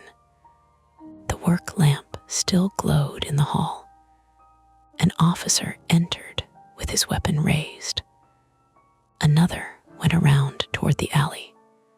Minutes later, they brought a third person out of my basement bulkhead. A young man in a black hoodie, wrists zip-tied, face blank with shock. 3, not 2. He looked maybe 19. He would not look at me.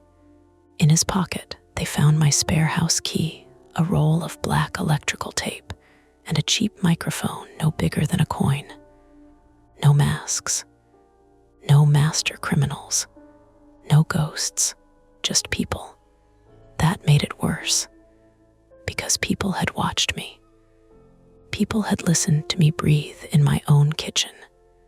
People had stood inside my house and learned the soft spots of my life by touching the things I had left unguarded.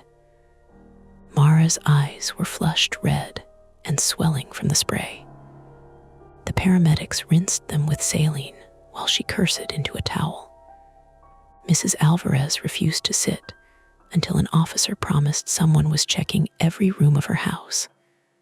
I kept asking about my laptop until Mara, blind and furious, reached out and slapped my thigh. "Stop," she rasped. "Just stop." So I did, for a while. Evan, Tessa, and the third one were put into separate cars. The police asked questions I couldn't answer. The rain softened to a mist. My phone stayed dead in Mrs. Alvarez's hallway, and I was grateful for that silence. Then, from inside my house, an officer's radio crackled. "We found the recording setup," a pause. "And you're going to want to see the wall behind the basement stairs." I looked at Mara. She couldn't look back. The conflict was over in the way police mean it when they say a scene is secure. No one was chasing us. No one was calling from the dark. But my front door hung open across the street. My private life was scattered through evidence bags. And somewhere beneath my kitchen, behind a wall I had never thought to touch, the house still had one more secret waiting. By the time the ambulance doors opened, the rain had thinned to a mist that made everything look unfinished. Not washed clean. That would be too generous. Just blurred at the edges.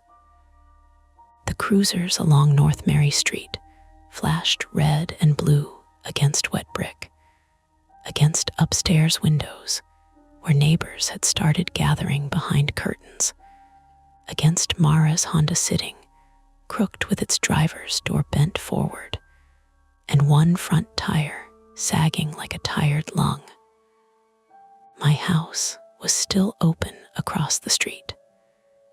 Mrs. Alvarez's front window was broken out.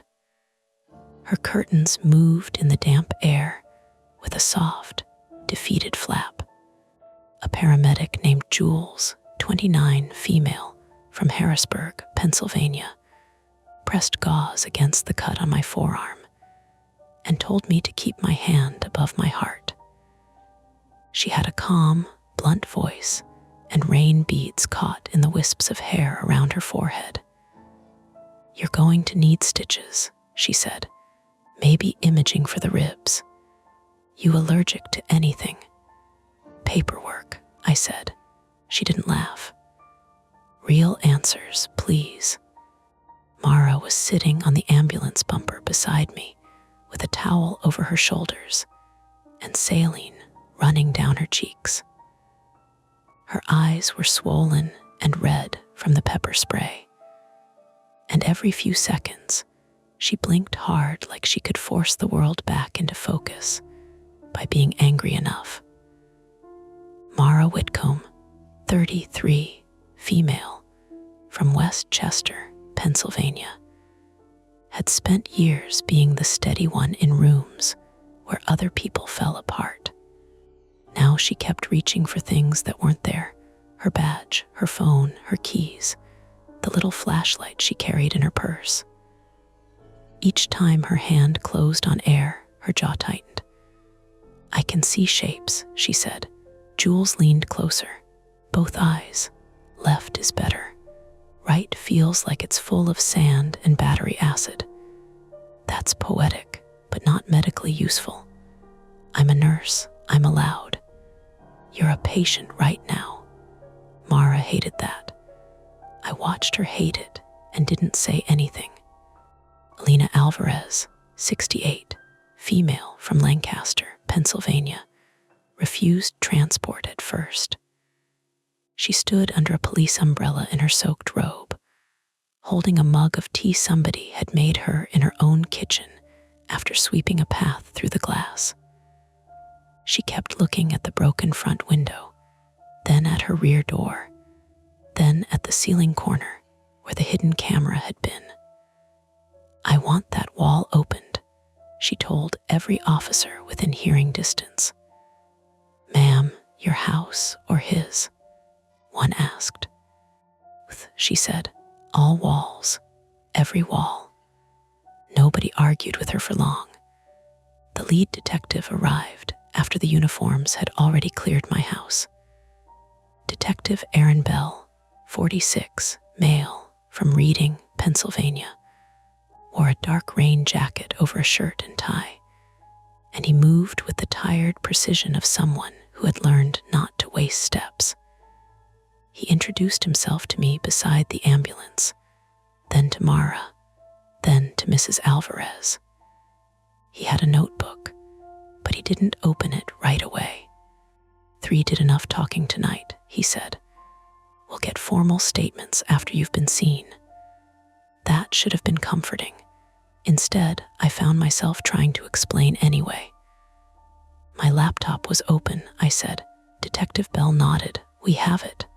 My password manager will bring in cyber. You'll need to assume compromise on everything. Everything. He looked at me for a second, not unkindly. Everything. That word had weight. Bank accounts. Email. Work credentials. The scanned IDs. Parents' documents. Mara's code. My sister's address. Every shortcut I had made because I trusted my life to stay boring. Mara heard it too. Her hand found mine on the ambulance bumper. Her fingers were cold and damp. Detective Bell finally opened his notebook. Preliminary only, he said. The male suspect with the ankle injury is Evan Rusk, 38. Local. He's worked contract jobs under a few plumbing and restoration companies. The woman is Tessa Marr, 26. Address in Columbia. The younger male is Colin Rusk, 19. Evan's nephew, the plumber. Not exactly the plumber. Worse, adjacent to the plumber. One of the people who pass through your house for legitimate reasons and become invisible because they carry a tool bag and know how to say, yeah, these old places all do that. He was here, I said. Bell looked up. Evan, I think so. 3 months ago. Basement drain. We'll verify. I gave him the lockbox code. Mara closed her eyes. I wanted her to say it wasn't my fault. She didn't. I was grateful in a strange way. Comfort would have felt cheap right then. Belle said, "He appears to have kept it. Your rear bulkhead showed no forced entry. Once inside, they had time to plant devices. Cheap cameras, microphones, a small recorder wired near the basement stairs. Nothing sophisticated, just patient. Patient, I repeated. The word made me feel sick. How long? Mara asked. Belle looked at her carefully. We don't know yet. Mrs. Alvarez stepped closer, tea trembling in her hand.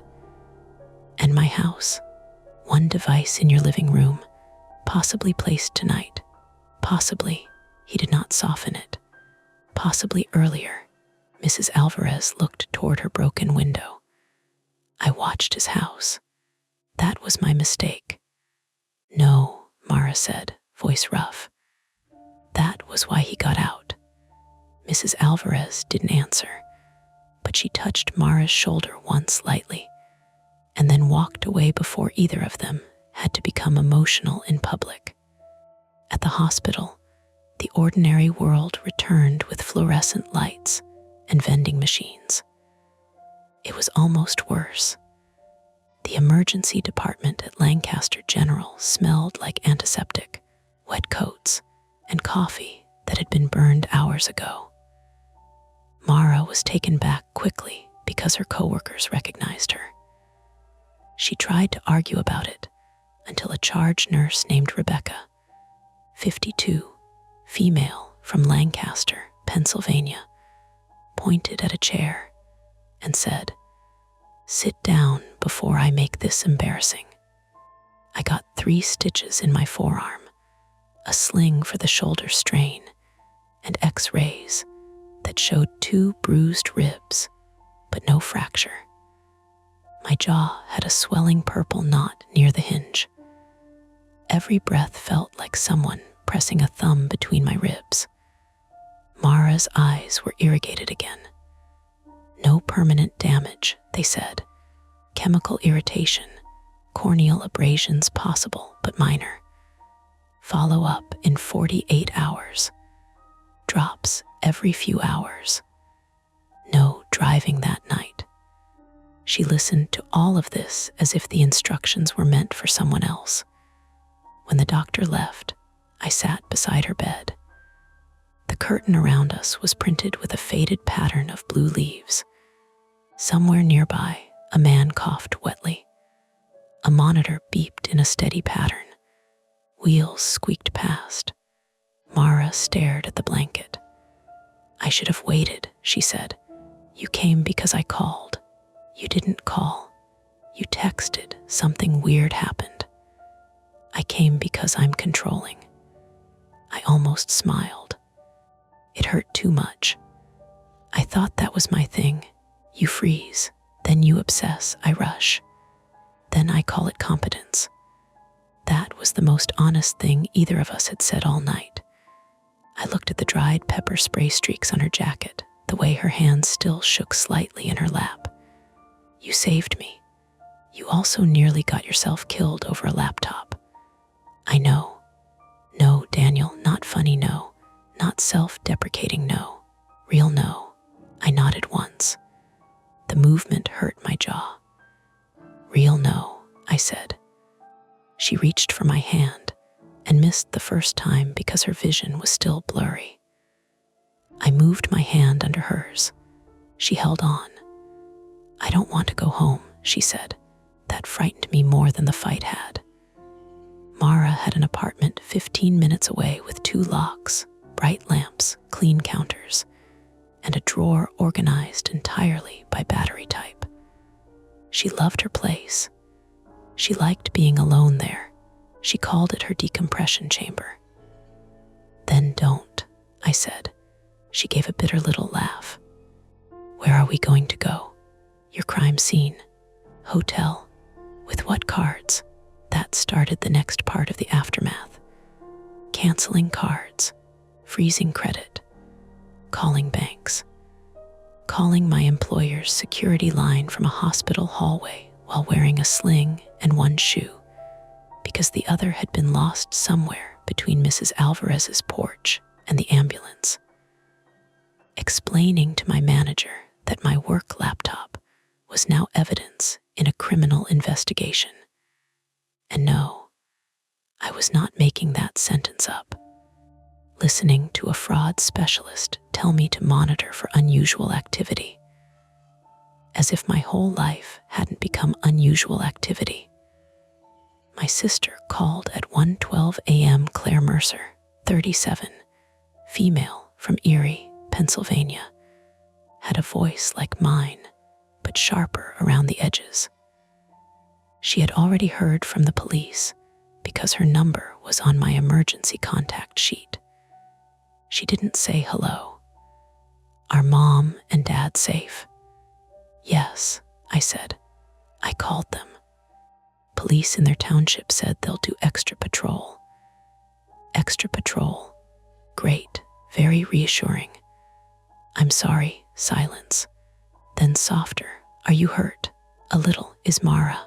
A little more, Claire breathed out shakily. You sound awful. I look worse. Daniel, I'm sorry. You said that. I don't have anything else yet. She stayed on the line for a while without talking. That was unlike her, and somehow kinder than anything else she could have done. At 3:40 a.m., Detective Bell came to the hospital with more pieces. Evan had not confessed, but Tessa was talking. Not because she was sorry, because Evan had blamed her for the failed escape before they were even processed. The motive was ugly and ordinary. Evan had been part of a small group stealing personal information from homes where they had done repair or cleanup work. Usually it was quiet. Copied keys, photographed documents, accessed routers, stolen checks, credit applications. Sometimes empty houses entered while owners were away.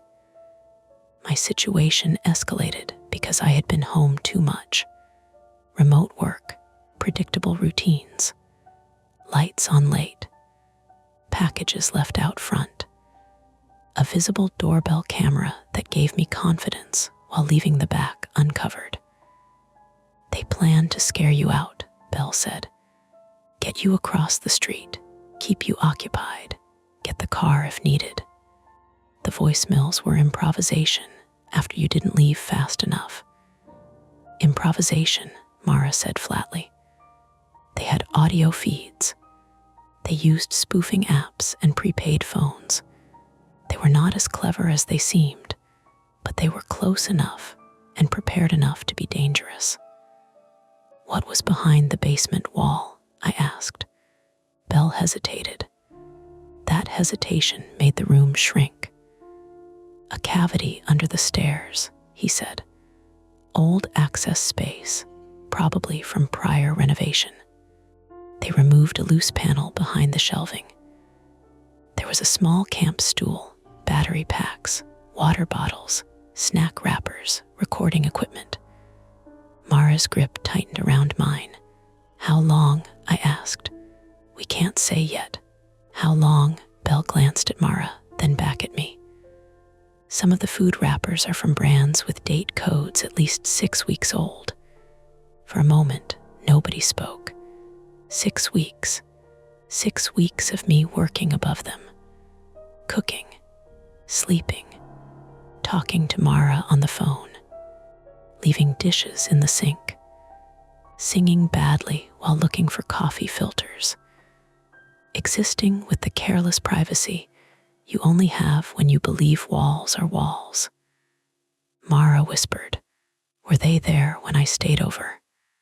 Bell's expression did not change, which was answer enough. We don't know. She turned away. I wanted to say something. Nothing available was useful.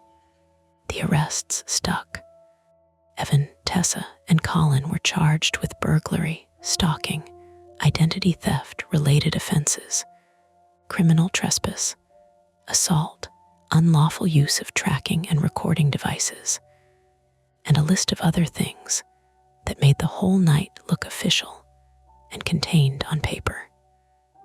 The police found more equipment in a storage unit outside Columbia.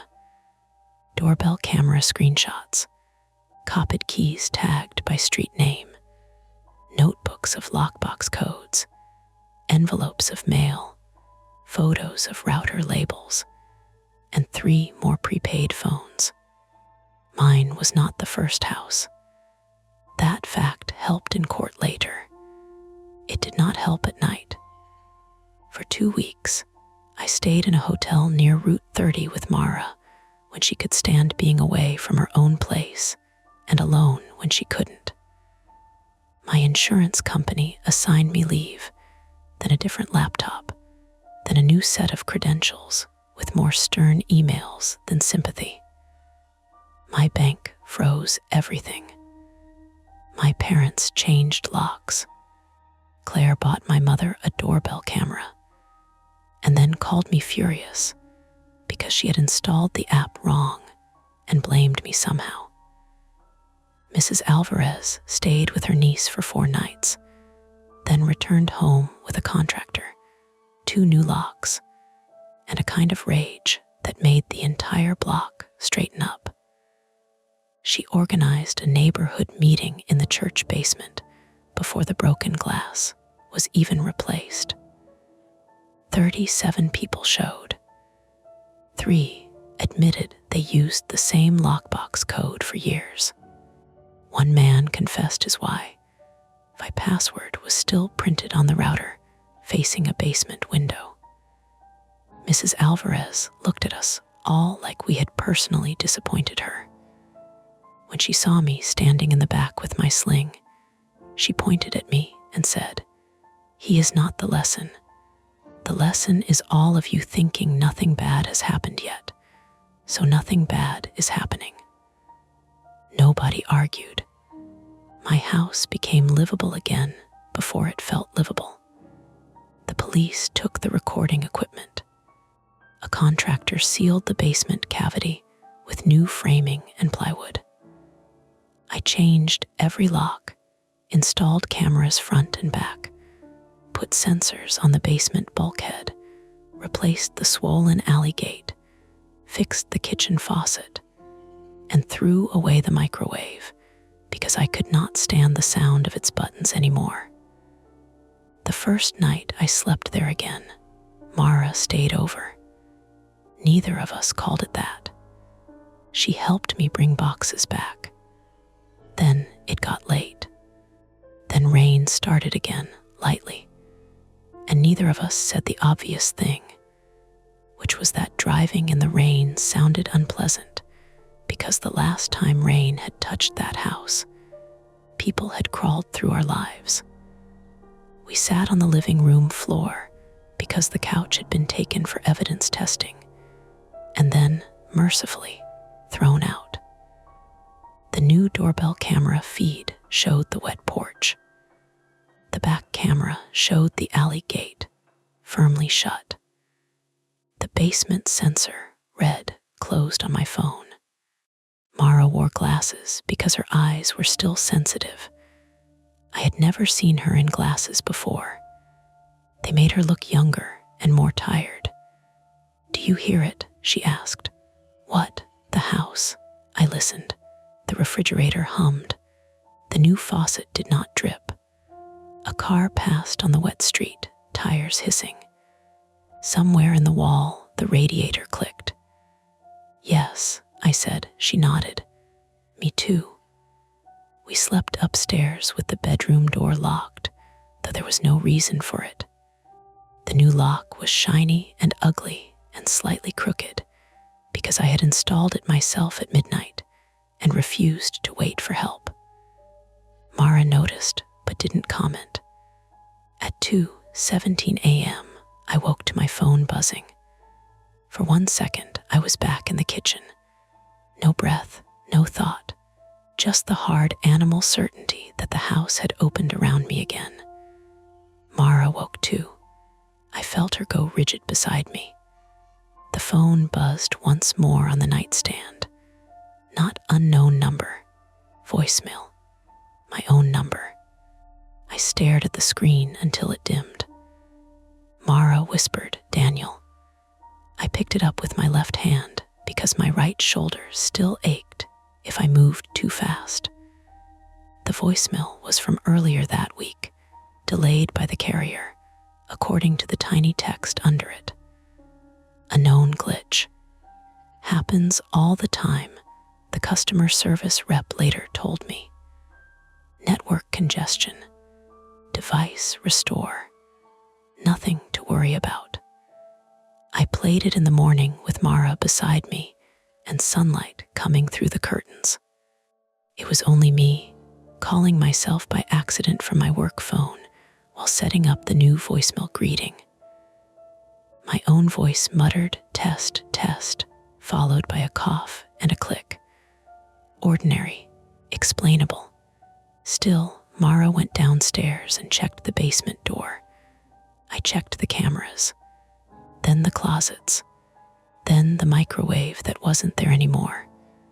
We laughed afterward, but quietly, and not for long. The trials took months. Evan pled guilty first, then Tessa, then Colin. There were hearings, statements, restitution paperwork, victim services pamphlets printed in soothing colors.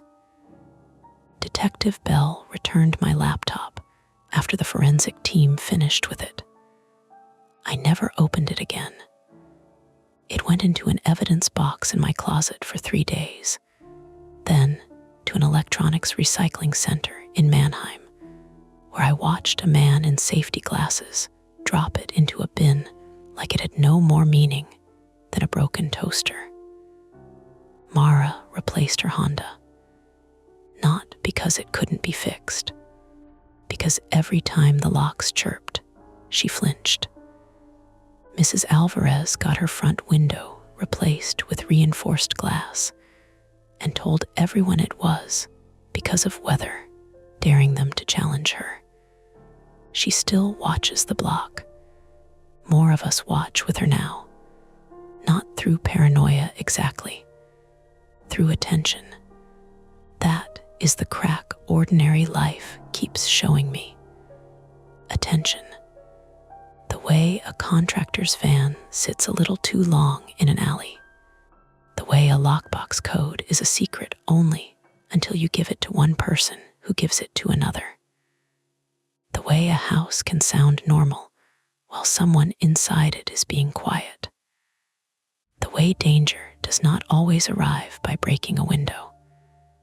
Sometimes it waits for you to leave the back gate broken, the password vault open, the faucet dripping, the little things unfixed, because fixing them would mean admitting something could go wrong.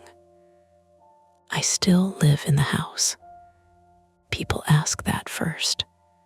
I tell them yes, because moving would not give me back what was taken. It would only put my fear in a different set of rooms. But I do not listen to voicemails after dark. That sounds dramatic. It is. It's just a rule, like locking the back gate or changing batteries in flashlights every month. Mara knows it. Mrs. Alvarez knows it. Even Claire knows it and sends voice memos instead, which I hate but tolerate. Last week, nearly a year later, I found one thing the police had missed. Nothing big. That's why I haven't told anyone yet. I was replacing the shelf brackets in the basement, the ones near the new plywood wall under the stairs, when a small piece of black tape came loose from the underside of the bottom step. It had been painted over badly, probably years before all this, probably part of some old repair. Stuck to it was a tiny sliver of copper wire, no longer connected to anything.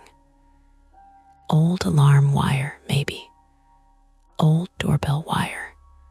Some harmless scrap left by a previous owner. I held it under the basement light for a while, listening to the dehumidifier hum and the city traffic moving faintly beyond the walls. Then my phone buzzed upstairs. just a text from Mara asking if I wanted Thai food. I stood there in the basement with the wire in my palm and waited until the buzzing stopped. Then I went upstairs, locked the basement door behind me, and answered her.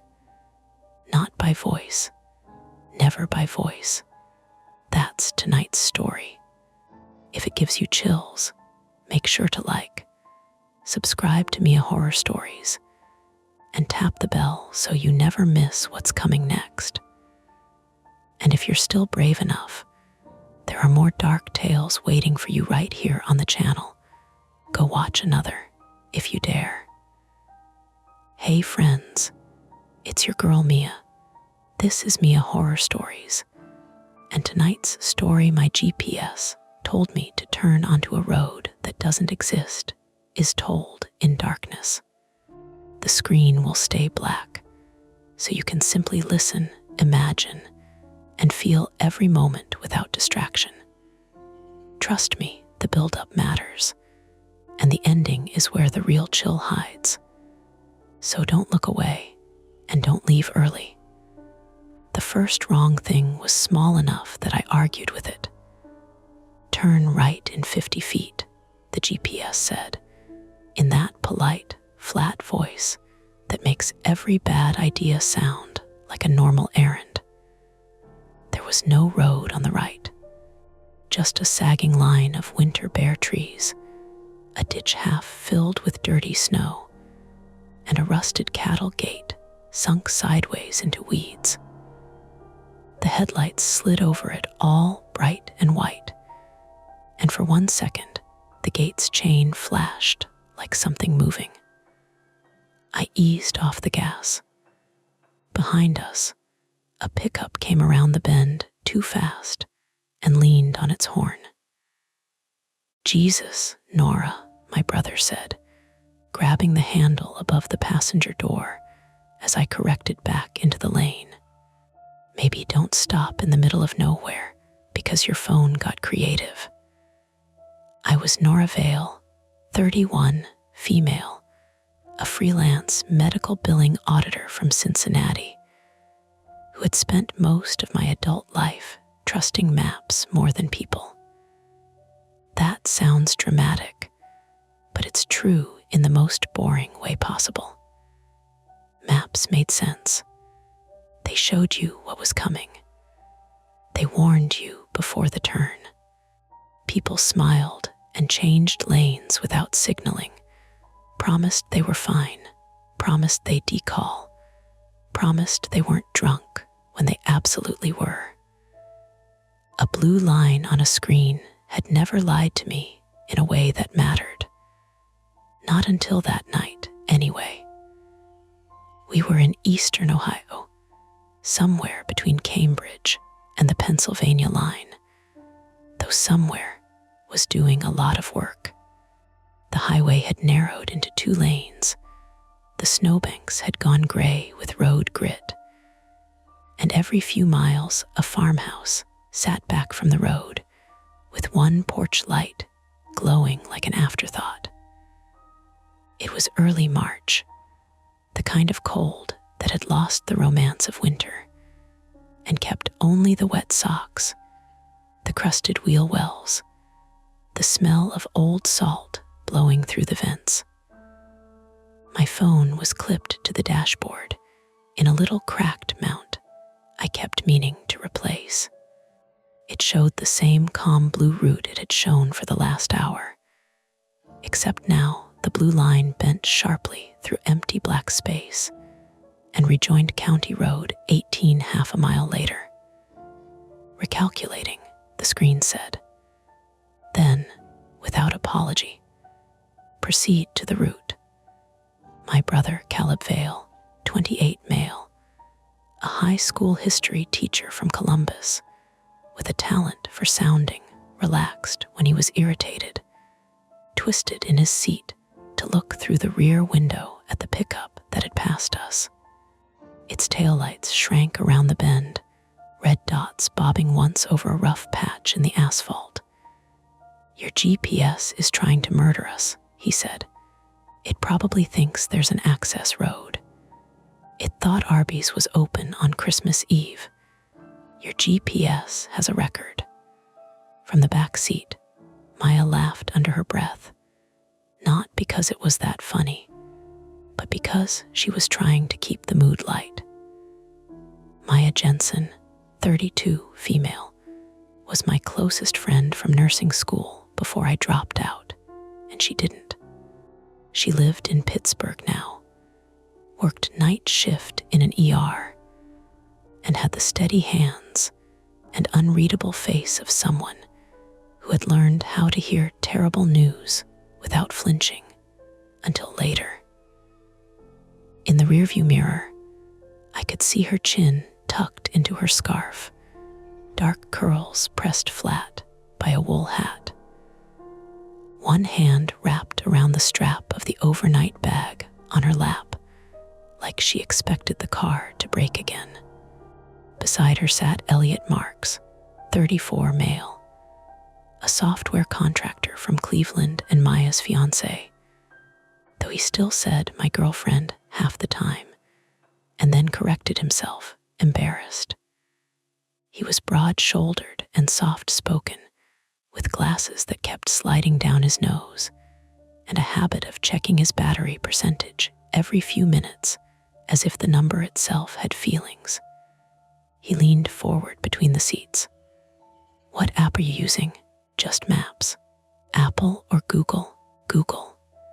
"Download offline." "No," he made a quiet noise. I looked at him in the mirror. "What?" "Nothing. Service gets weird out here. It might be caching old map data, or the road got removed, or it's trying to murder us," Caleb said. "Or that," Elliot said and smiled, but not enough to show teeth. We were driving back from my aunt's memorial dinner in Wheeling. Not the funeral itself.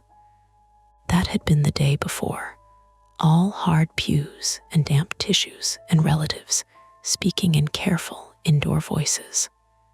The dinner had been the family's attempt to make grief practical. Foil pans of baked ziti, grocery store rolls, 3 kinds of brownies, beer in a cooler on the back porch, because my uncle didn't want people making a thing of it. By 8, everyone was tired of being kind.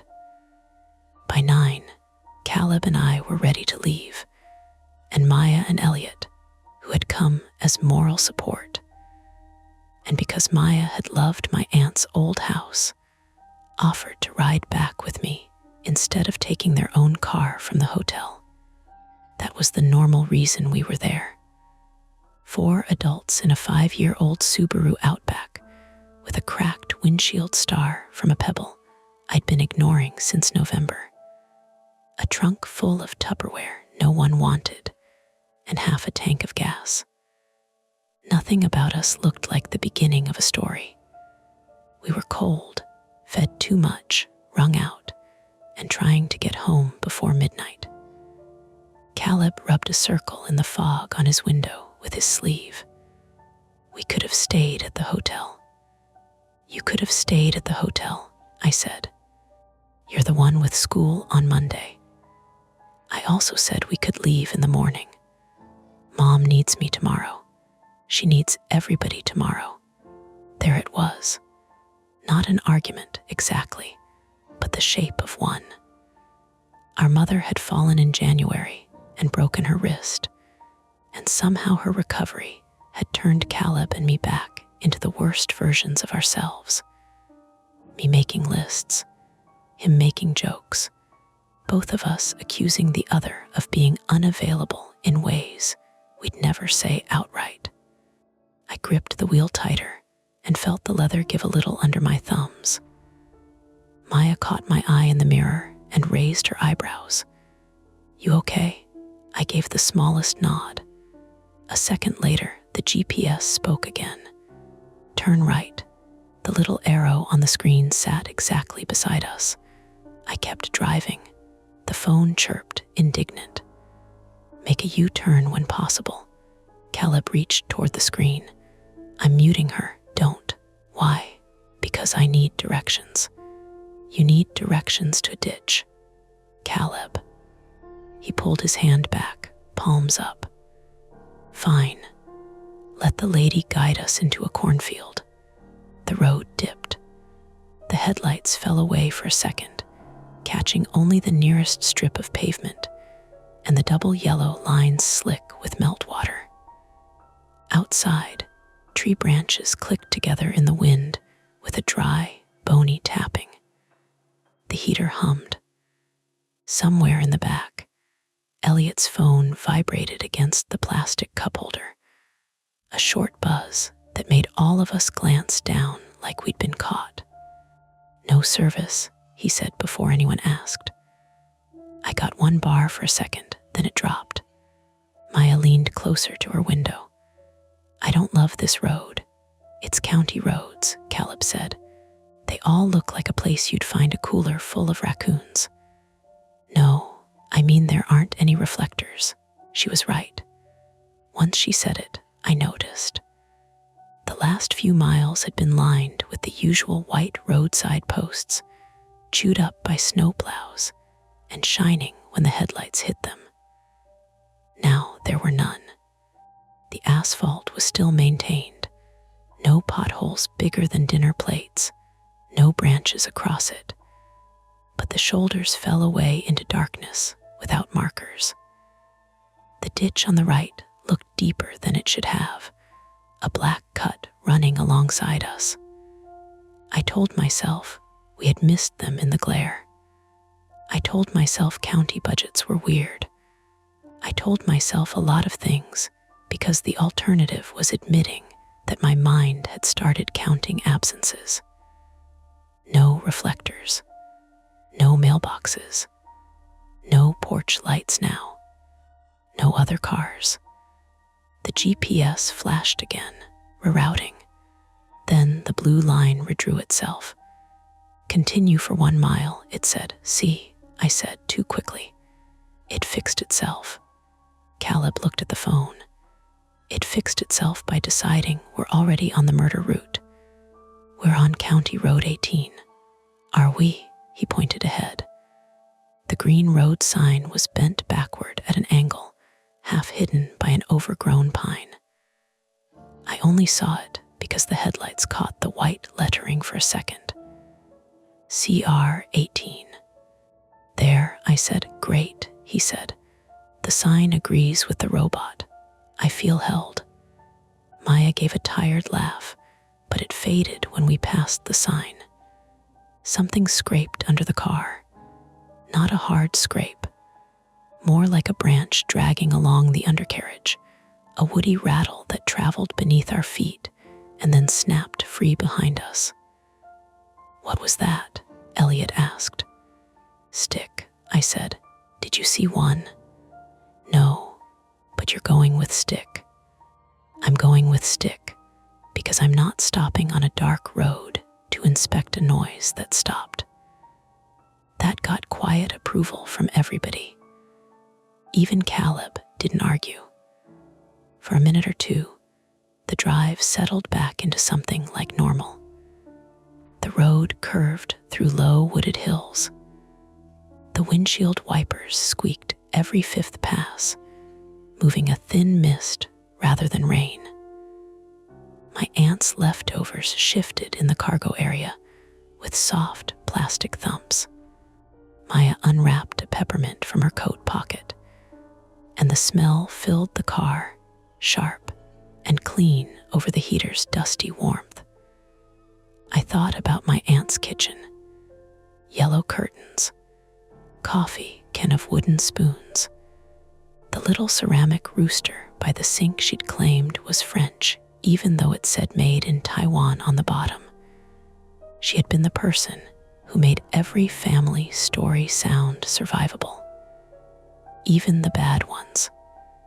Especially the bad ones. At the dinner, Uncle Ray had said, "You always did like driving at night, Nora." And I'd almost corrected him. I didn't like it. I liked arriving without needing help. Different thing. That was my flaw, though I wouldn't have called it that then.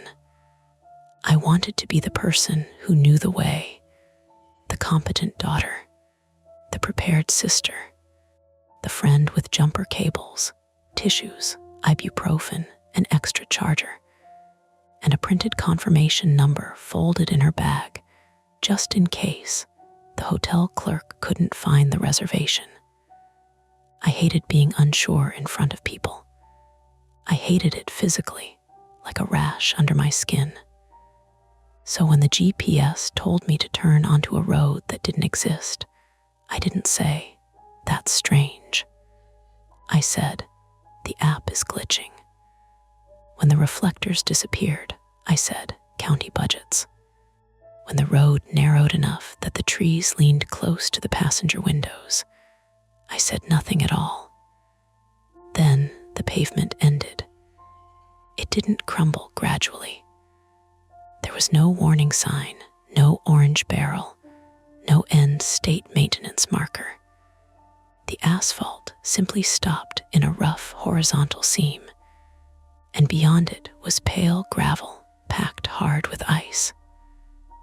I braked. The car rolled over the seam with a muted bump before stopping. The headlights lit up the gravel road ahead, 2 tracks curving between trees so dense they formed a tunnel. On either side, snow lay in dirty, uneven patches. The ditches were gone now, or hidden. Everything beyond the headlight reach looked thick and close. For a few seconds, no one spoke. The engine idled, the heater fan blew.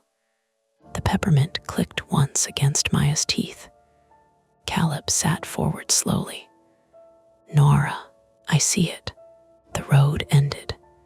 It turned into gravel. That is a generous legal argument. Elliot held his phone near the window, lifting it higher, as if service might be floating near the ceiling.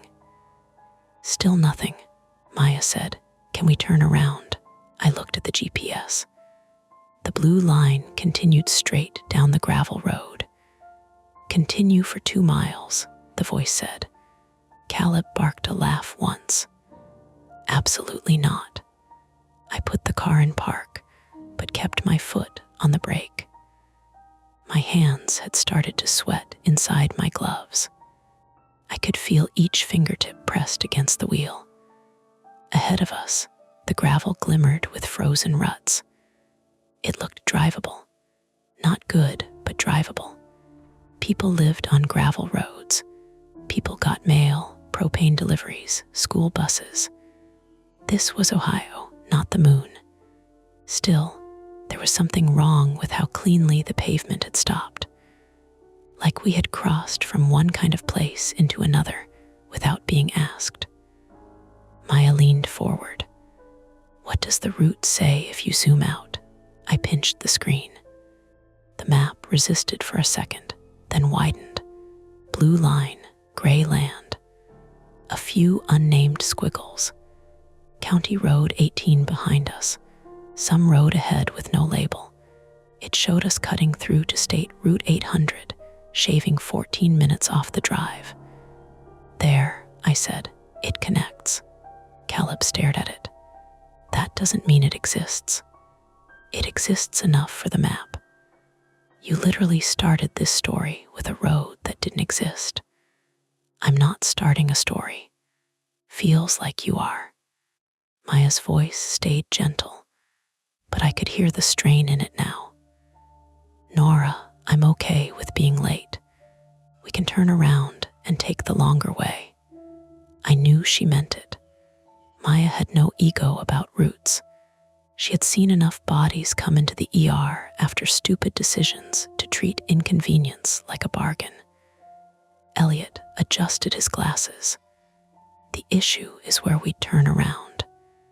There was that driveway maybe a 1/4 mile back, but it was narrow."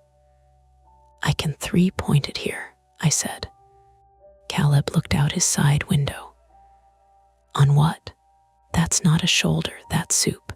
He was right. The edge of the pavement dropped into mud, softened by thaw.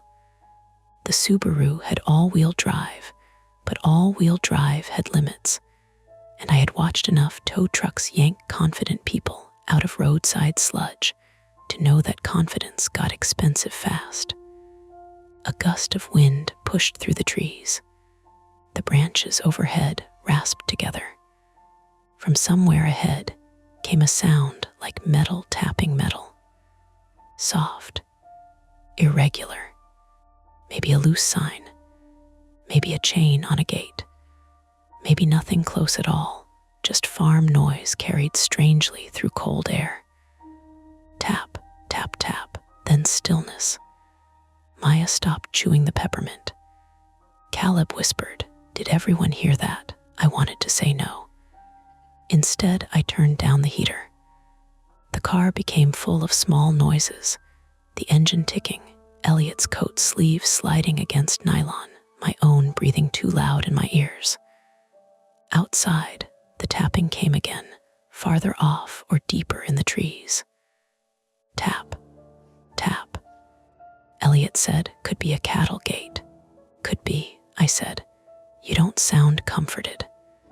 "I'm very comforted by the invisible cattle." Caleb snorted despite himself, and for a moment the pressure eased. That was how my family survived things. We joked until the thing either passed or got worse. The GPS chirped, "Proceed to the route." The screen showed our little arrow slightly off the blue line now, angled toward the gravel. I looked behind us. The road we'd come from was narrow, dark, curving away after 50 yards. No headlights, no houses, no place to turn that didn't involve backing toward a ditch. Ahead, the gravel road waited, pale in the headlights, marked with tire tracks that looked recent enough to matter. Caleb said, "We go back." Maya said, "I vote back too." Elliot hesitated.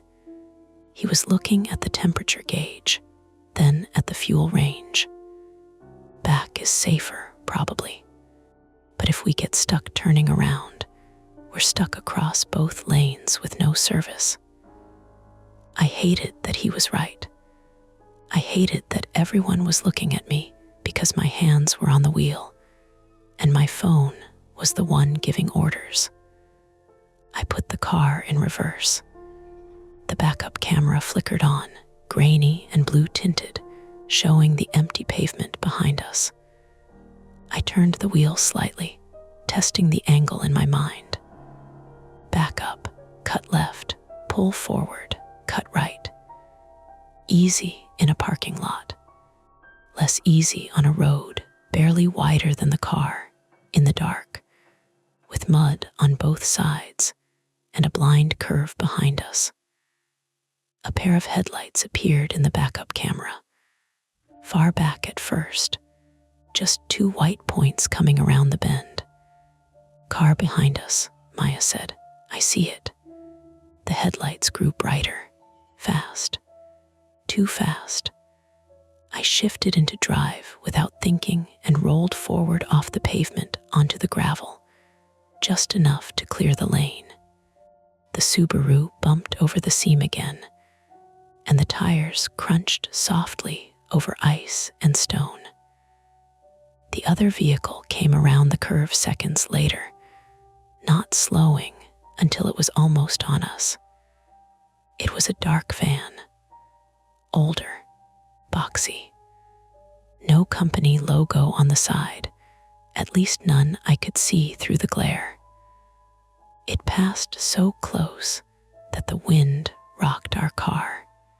For an instant, its headlights filled the cabin from behind, throwing Caleb's profile sharp against the windshield and lighting up the tiny scratches in the dashboard plastic. Then it was ahead of us, but it didn't continue down the pavement. It turned onto the gravel road, the same road. Its red taillights bounced once, twice, then moved away between the trees. No one spoke until they disappeared around the first bend. Caleb's voice came out lower than before. Well, that's either reassuring or much, much worse. Maya exhaled through her nose. At least it's a road people use. Or a road one person uses, Caleb said. Elliot leaned forward again, eyes on the bend where the van had gone. If we follow, we're not first. If we turn around, we do it with maybe another car coming behind us.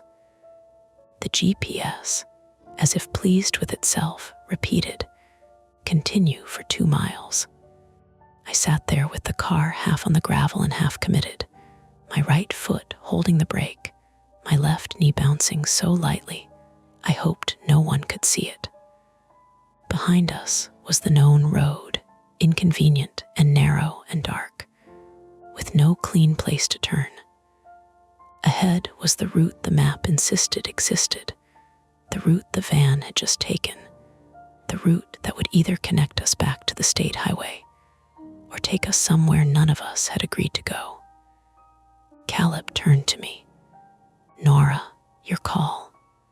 I looked at the phone, then at the gravel, then at the place where the van's taillights had vanished, leaving only the faint, settling dust in our beams. For the first time that night, I didn't trust the map, but I still didn't know whether I trusted myself more. I chose wrong fast, which somehow made it feel less like a choice. The van's taillights were already gone around the bend, swallowed by the trees, and the Subaru was sitting at that awkward angle where backing up would mean admitting I'd panicked.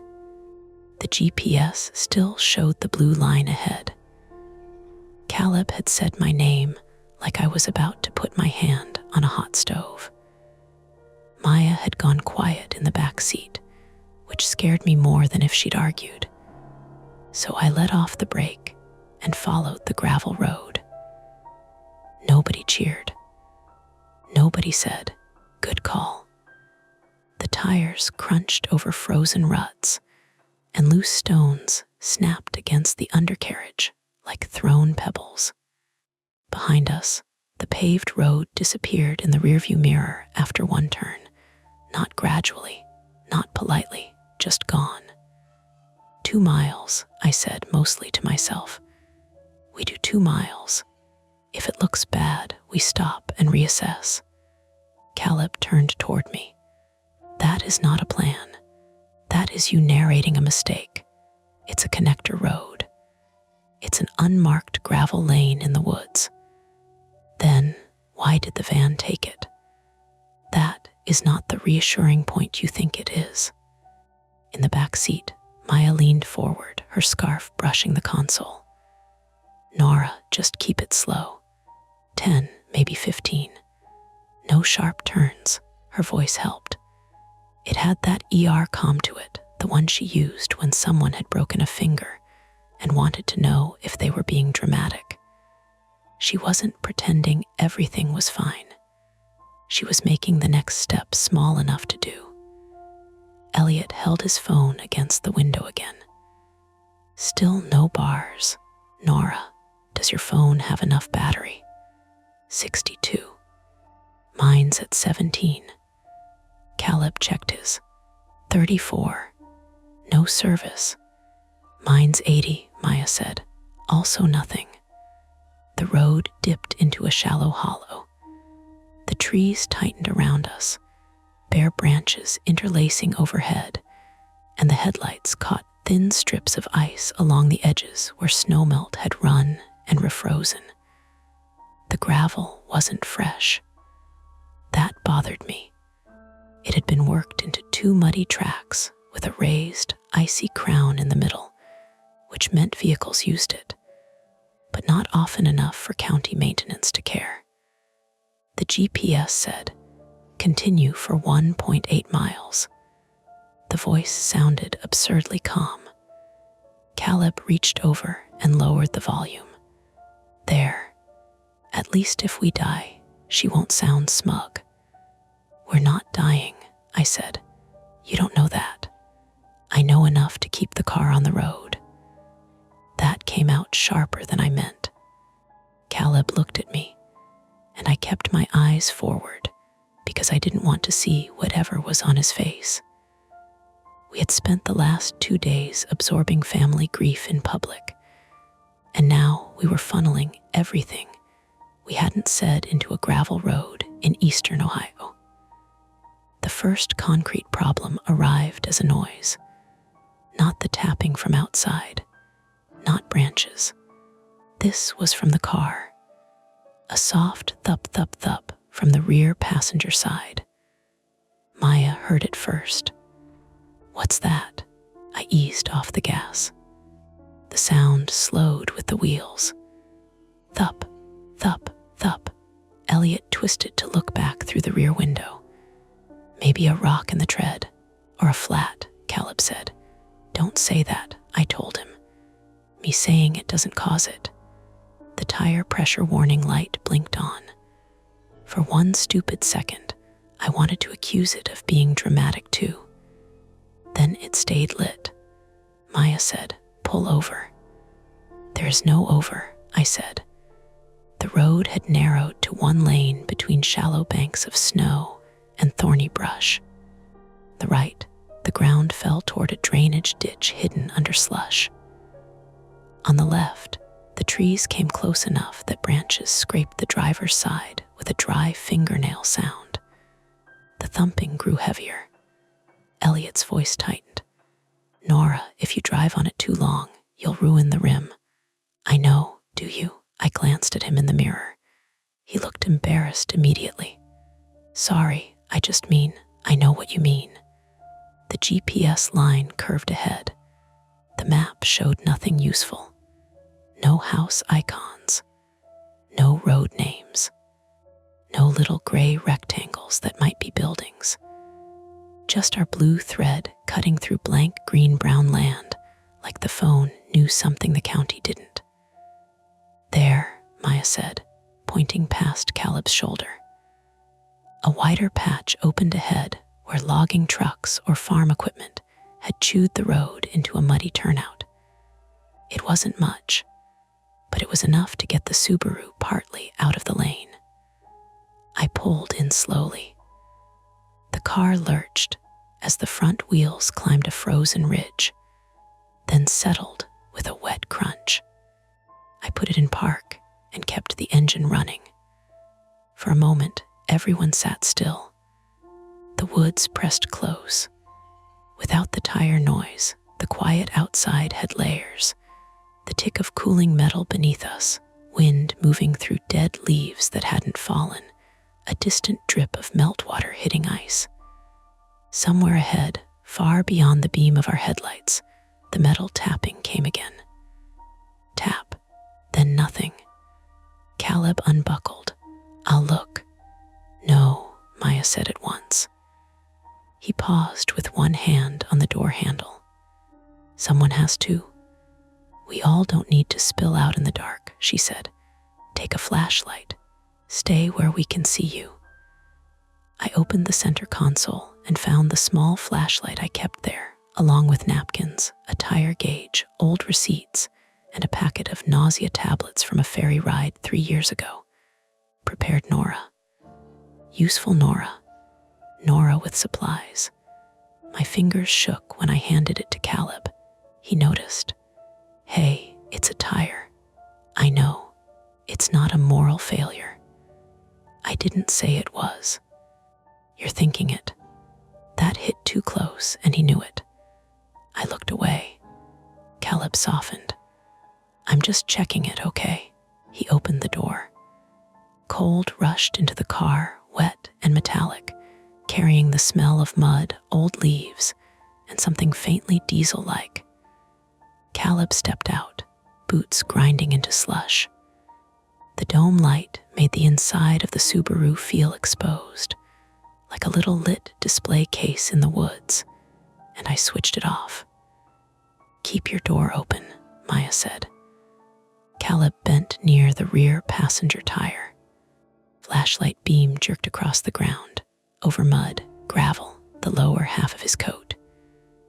Yep, he said. It's low. How low? Elliot asked. Caleb crouched lower. Low, low. I got out before anyone told me not to. The cold bit through my gloves instantly. Under my boots, the turnout was a mess of frozen ridges and soft spots that sucked at the soles. I came around the back of the car and saw it. The rear passenger tire sagged outward, sidewall folded, the rim not quite on the ground, but close. And sticking from the tread was a strip of metal. Not a nail, not a screw. A flat, twisted piece of steel, maybe 4 inches long, embedded at an angle. Maya opened her door, but stayed inside. Can you see what caused it? Metal, Caleb said. Elliot leaned over her to look. From the road, probably. I crouched, careful not to put my knee in the mud. The flashlight caught the object, and for a second I thought of the chain on that first rusted gate, flashing in the headlights when the GPS told me to turn where no road existed. I reached toward it.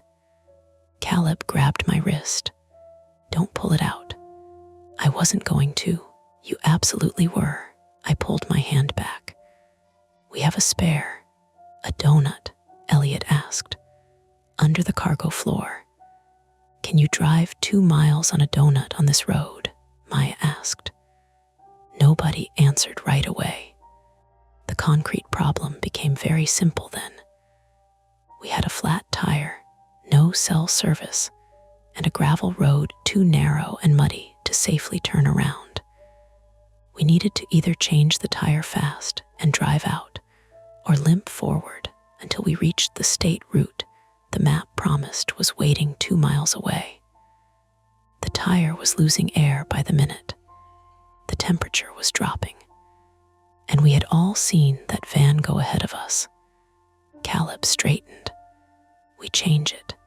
Here, Elliot asked. Unless you brought a dealership. The ground's soft, Maya said. Jack could sink. We can use something flat under it. The cargo cover, Elliot suggested. That's fabric, Caleb said. There's a cutting board in the leftovers, I said. They all looked at me. I opened the trunk. The dome light back there flicked on, lighting foil pans, grocery bags, coats, and the plastic tubs my uncle had insisted we take. The smell of baked ziti rose out, absurd and warm and human. I pushed containers aside until I found the cheap white cutting board Aunt Liz had used under pies at the dinner. It had a smear of dried cherry filling near one corner. Caleb took it. Your aunt would love this. She'd say it finally became useful. That small joke should have landed. It almost did. Then Maya said, headlights. I looked up. Red taillights glowed through the trees ahead. The van had stopped. Not close. Maybe 300 yards down the road, partly hidden by the curve. But there it was, red lights burning steadily between trunks. Elliot stepped out now, phone in hand. Could be waiting for us to pass. There's no room to pass, Caleb said. Maybe they stopped for a gate. The red lights didn't move. We all stood there beside the crippled car, suddenly too aware of how visible we were. Our headlights blasted the turnout and the trees beyond it. The Subaru's hazard lights clicked on because I'd hit them without remembering. Amber flashes painting the mud, the tire, Caleb's jeans, Maya's pale face in the open rear door. Click, click, click. The van's taillights stayed still. Maya said quietly, let's change it now. Her tone ended the discussion. We worked badly at first. 4 adults, all educated enough to overcomplicate a wheel. I lifted the cargo floor and pulled out the spare, the jack, the lug wrench. Caleb took charge because he had changed 2 tires before and believed that made him pit crew. Elliot held the flashlight, but his hands were shaking enough that the beam danced all over Caleb's knuckles. "Hold it still," Caleb snapped. "I'm trying. Try quieter." "Caleb," Maya said. He blew out a breath.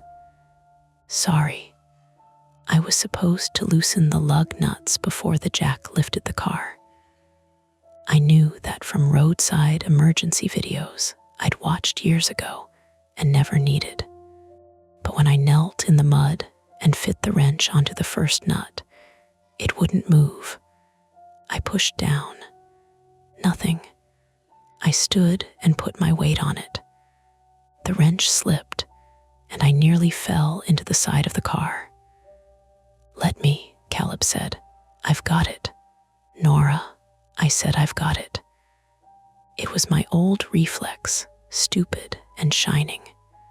If I could loosen the lug nut, then the wrong turn was manageable. The flat was manageable. The whole night was still a problem I could solve with enough pressure applied in the correct direction. I stomped down on the wrench. The nut cracked loose. The relief that shot through me was embarrassingly bright. "Okay," I said, breathless. "Next." Caleb didn't comment. He just moved the flashlight closer. We loosened the nuts one by one. Maya kept watch through the open rear door, her phone in one hand, even though it had no signal. Every few seconds, she looked from the van's taillights to the road behind us. Elliot tried calling 911 anyway. The phone gave him the hollow little failure tone, then displayed emergency calls only, then no service again. "That makes no sense," he muttered. "What?" Maya asked. "It should hit emergency, even if our carrier doesn't have coverage, if there's any tower at all." "Maybe there is. There's always something." "Not always," Caleb said. "Welcome to Ohio." I glanced at the van again. Its red lights blinked off. The darkness ahead changed when they did. It got deeper, less measurable. The road beyond the curve stopped being a place a vehicle had gone and became just black space between trees. "Did they turn off?" Maya asked. "Yes," Elliot said. "Headlights?" Caleb asked. "No, maybe they parked." "Why would they park in the middle of the road?" I asked. Nobody had a good answer. We got the jack under the car. The cutting board slid in the mud twice before Caleb stomped it into place. He cranked the handle, and the Subaru rose with small metallic groans. I watched the flat tire lift, watched the sidewall unfold slightly as weight came off it. A branch cracked somewhere ahead. Not a twig. A branch. Everyone stopped. The hazard lights clicked through the silence. "Click, click," Maya whispered, "could be deer." The woods gave us nothing back. Caleb resumed cranking, faster now. "Let's not turn deer into a committee." When the wheel was off the ground, he spun the loosened nuts by hand and dropped them into my palm. They were cold and greasy. I held them tightly because losing even one in that mud felt like the kind of small mistake that becomes a disaster. Elliot crouched beside the tire, examining the metal strip. "This is weird." "Everything is weird," Caleb said.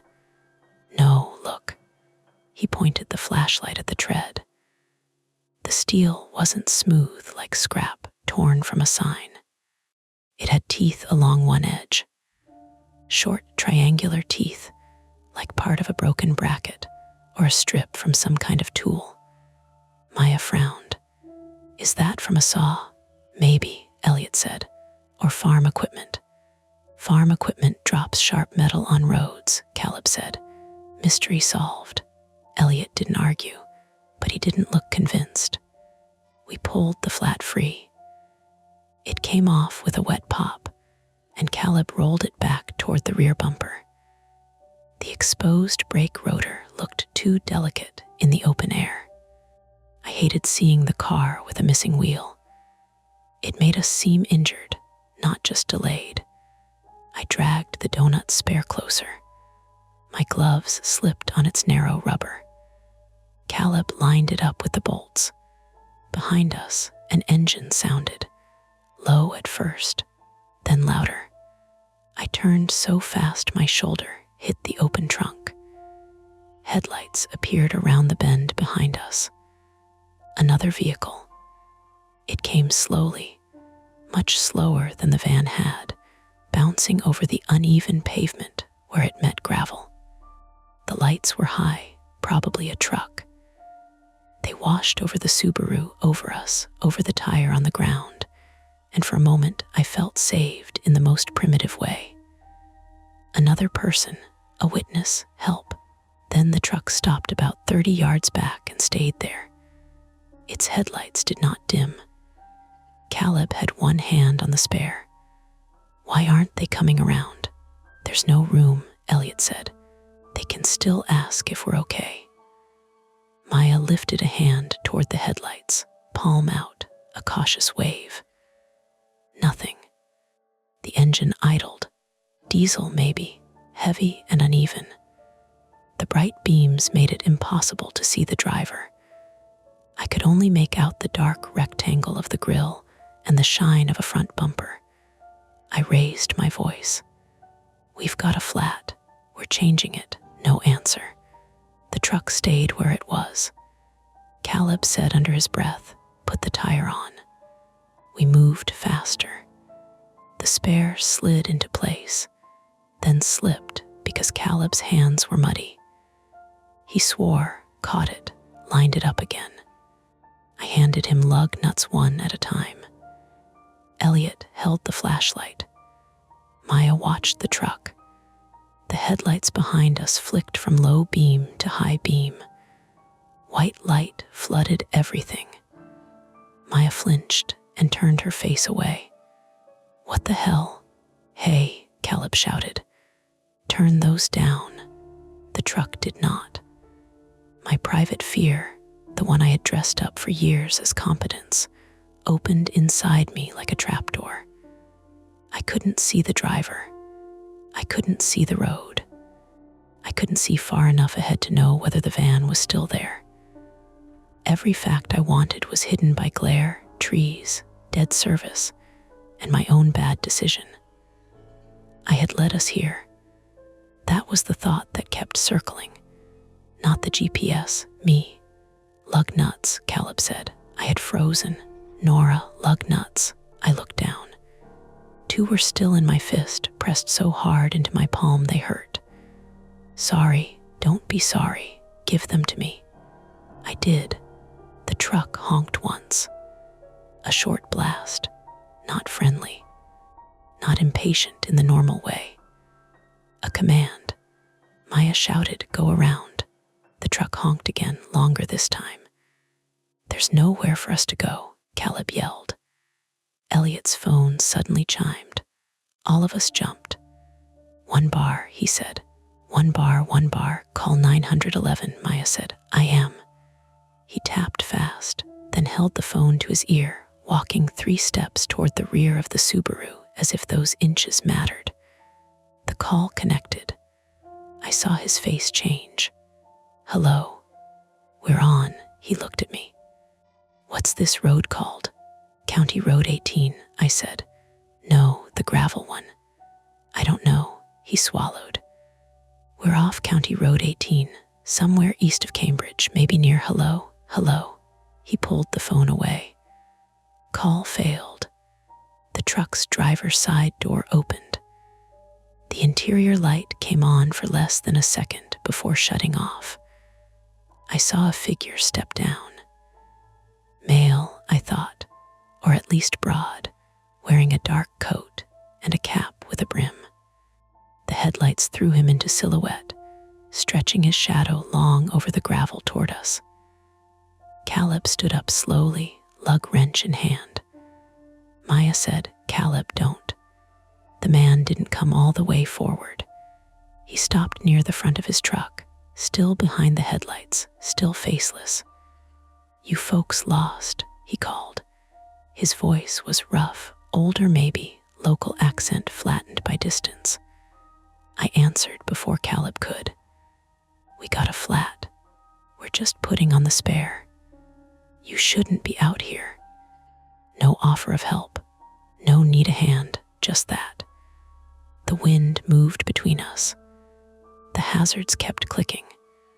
The spare hung half secured, 2 lug nuts tightened by hand, 3 still loose.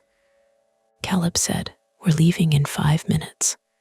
The man's head tilted slightly. "Back the way you came." "That's the plan," Caleb said. The lie hung there. The man said, "Road S washed behind you." My mouth went dry. "What?" I asked. "Culvert gave out last storm. You got lucky crossing it once." "We came from pavement," Caleb said. "I know where you came from." That was the first thing that made the conversation feel wrong in a way I couldn't file under rural awkwardness. Maya stepped beside me now. "Sir, do you live around here?" He ignored her. "You'll want to keep going, slow. Don't stop at the first gate. Second one's open." Elliot whispered, "Second gate." The man turned his head slightly, looking down the gravel road ahead of us. Van already went through. Caleb's grip tightened on the lug wrench. "You with them?" The man didn't answer. For several seconds, no one moved. Then a sharp crack split the air from behind us and to the left, followed by a wet, slumping sound. We all turned. Past the bend we had come around, something heavy had shifted in the dark. Dirt or stone. Maybe part of the shoulder. The truck's headlights caught a faint cloud of dust or mist rising where the gravel met the old pavement. The man by the truck said, almost conversationally, "Told you." The time-sensitive problem changed shape. It wasn't just a flat anymore. If the culvert or shoulder behind us had failed, backing out might not be possible. If the man was lying, staying here with a half-mounted spare and 2 unknown vehicles around us was worse. Either way, we needed the car moving. "Now, finish it," Maya said. Caleb dropped back to the wheel. I crouched with him. My hands moved clumsy, but fast, handing him the remaining nuts, tightening in the star pattern because I remembered that from the video too. Elliot tried 911 again and got nothing. The man watched from behind the truck's headlights. We lowered the jack. The spare took the weight. Caleb tightened the lug nuts with the wrench, each one squeaking under pressure. The man called, "Don't go over 20 on that." "No kidding," Caleb muttered. I threw the flat into the cargo area on top of the leftovers. One tub cracked under its weight, and red sauce spread across the plastic mat like paint. I grabbed the jack, the wrench, the muddy cutting board, shoved everything in without caring where it landed. Maya climbed in. Elliot followed. Caleb got into the passenger seat, still holding the lug wrench across his lap like a weapon he was embarrassed to need. I slid behind the wheel and shut the door. The world became glass, engine noise, and reflected glare. The truck stayed behind us, blocking the way back. Ahead, the road curved toward the place where the van had vanished. I looked at Caleb. He looked at the truck in the side mirror, then at the dark road ahead. "Nora," he said quietly, "drive." The GPS chirped as if it had been waiting for permission. "Continue for 1.6 miles. I put the Subaru in drive, eased off the brake, and guided us deeper onto the gravel road, away from the blocked way back, toward the second gate the stranger said would be open. The spare made the road feel smaller. Every bump came up through the steering wheel as a warning. Every patch of gravel sounded like bone chips under the tires, and I kept the Subaru at 15 miles an hour because the man in the truck had said 20 like it was a law. And because, for once, my fear was stronger than my stubbornness. Behind us, the truck stayed where it was for about 30 seconds, headlights shrinking in the rearview mirror. Then they disappeared behind the bend and the trees. Ahead, there was nothing but the narrow lane, the sagging branches, and the GPS arrow sliding along its blue line like it had never doubted itself. Nobody spoke until the bend took us fully out of sight of the turnout. Caleb was still holding the lug wrench across his lap. He had one hand wrapped around the handle and one against the dash, bracing every time the road bucked. We should have gotten his plate. "You want to go back and ask," Elliot said from the rear seat. "I want one part of this night to make sense." Maya had her phone angled toward her window, watching the top corner for service. The blue-white glow made her face look hollow around the eyes. "Everyone save battery. Airplane mode unless you're checking. Try every few minutes." "That's smart," Elliot said, and did it immediately. I didn't touch my phone. The GPS was still running, still giving us distance. 1.5 miles, 1.4. As long as it counted down, I could pretend there was an exit at the end. The geography of it settled in my head because I needed it to. Behind us, the paved road, the muddy turnout, the truck, maybe the damaged culvert. Ahead, one lane gravel bending east through low woods. Left side, a rise thick with pines and bare underbrush. Right side, lower ground, ditches, and black water reflecting the headlights in broken pieces. Somewhere farther ahead, according to the map, the route should cross or meet a larger road and spit us onto State Route 800. That was the promise. At the next curve, we found the first gate. It blocked the road completely. I braked so hard Caleb put a hand on the dash. The Subaru rocked on the spare and settled. The gate was made of green painted metal pipe. The paint flaked off in long, pale scars.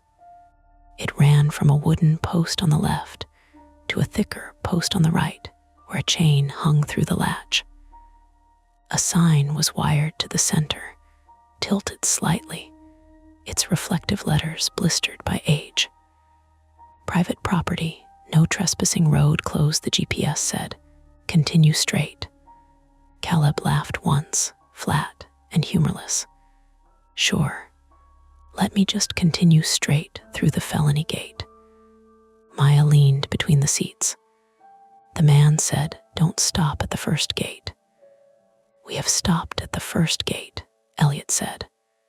He said, "Don't stop at it." He didn't say what to do when it blocks the entire road.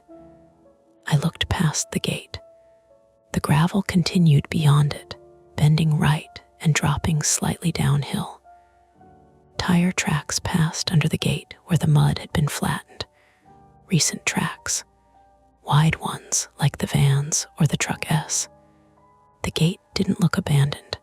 It looked used. "Maybe it opens," I said. Caleb turned to me. "You heard the sign right. Signs don't talk.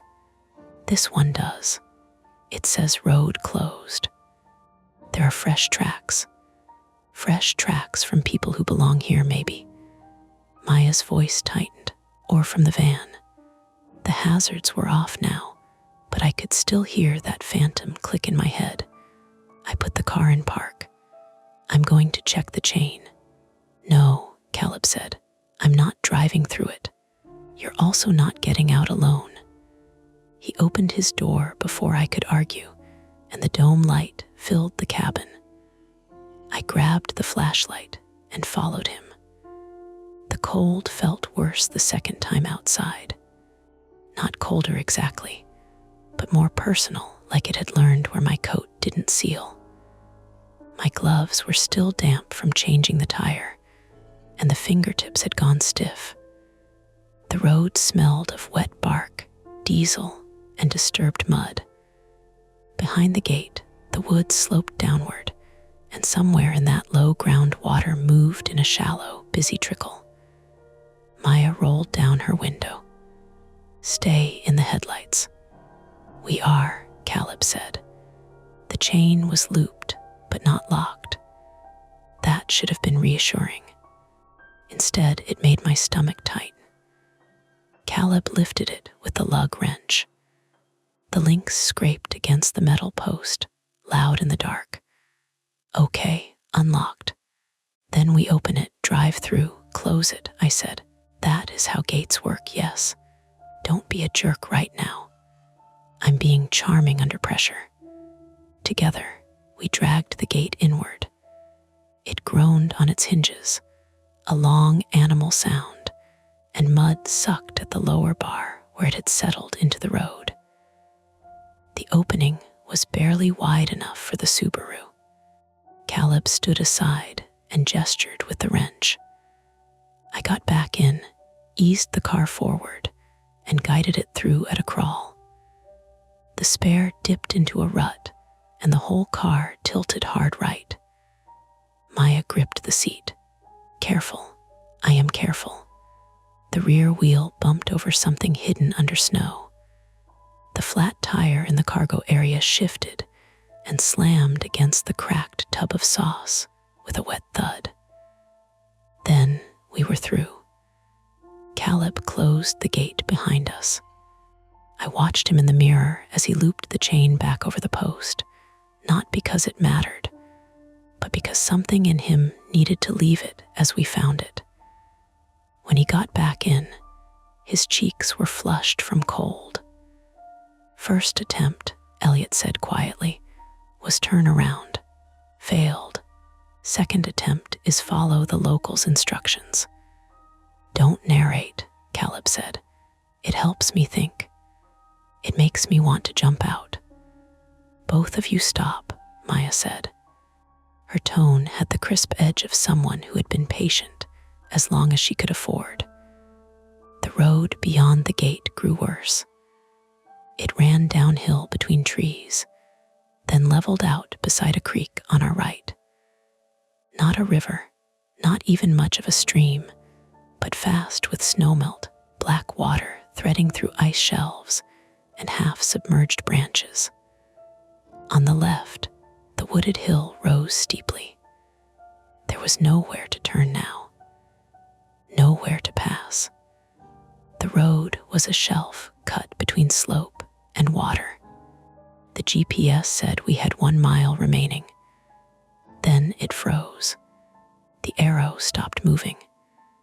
At first, I thought we had stopped without realizing it, which made no sense. Then I saw the distance still read 1 mile. The car crawled forward, but the map did not. No, I said. Caleb looked over. What? The GPS froze. Perfect. I tapped the screen. Nothing. The route stayed locked in place. The phone itself was responsive. I could swipe down, see battery, see no service. But the map had stopped updating. Elliot leaned forward. It lost GPS signal. GPS doesn't need cell service, I said. Mostly, no. But heavy tree cover, terrain, software glitch. Can we not do the lecture? He stopped. Sorry. I hated my own voice. It had gone brittle, the way my mother's did when she was scared and angry at herself for being scared. I softened it. Sorry, I need the map. We still have the road, Maya said. One road. Keep following it. That became attempt 2. Keep going until the road delivered us somewhere named. For half a mile, it almost worked. The gravel followed the creek, then bent left over a small wooden bridge barely wider than the car. Boards thudded under the tires. The guardrails were only knee-high and made of old timber, silvered by weather. I drove across, holding my breath. On the other side, the road climbed, leaving the creek below and to our right. Through the trees ahead, for a moment, I saw a faint light. Not headlights. A steady yellow square. A house, Elliot said. Maya leaned forward. Where? 11 o'clock up the hill. I saw it again between trunks. A window or porch light set back from the road, maybe 200 yards ahead and left. Relief hit all of us at once. You could feel it, the way the air in the car changed. Okay, Caleb said. Good, we stopped there. Asked to use a landline. Do people still have landlines? Elliot asked. People with roads like this do. The road curved toward the light. It brought us to a fork. The main gravel track continued right, downhill again, marked by the deeper tire ruts. A narrower lane climbed left toward the yellow light. There was a mailbox at the fork, the first one we'd seen in miles. Its door hung open. No flag, no visible number, just peeling black paint and a dent in the side. The GPS was still frozen, useless. I stopped at the fork. House is left. The tire tracks go right, Caleb said. We need help. We need out. This might be the same thing, Maya said. Elliot checked his phone. Still no service. We need a location, even a house number. The mailbox had no number. The lane left had a handmade sign nailed to a tree, but it was turned away from us. I couldn't read it from the car. I took the left. Nobody objected until the lane narrowed almost immediately.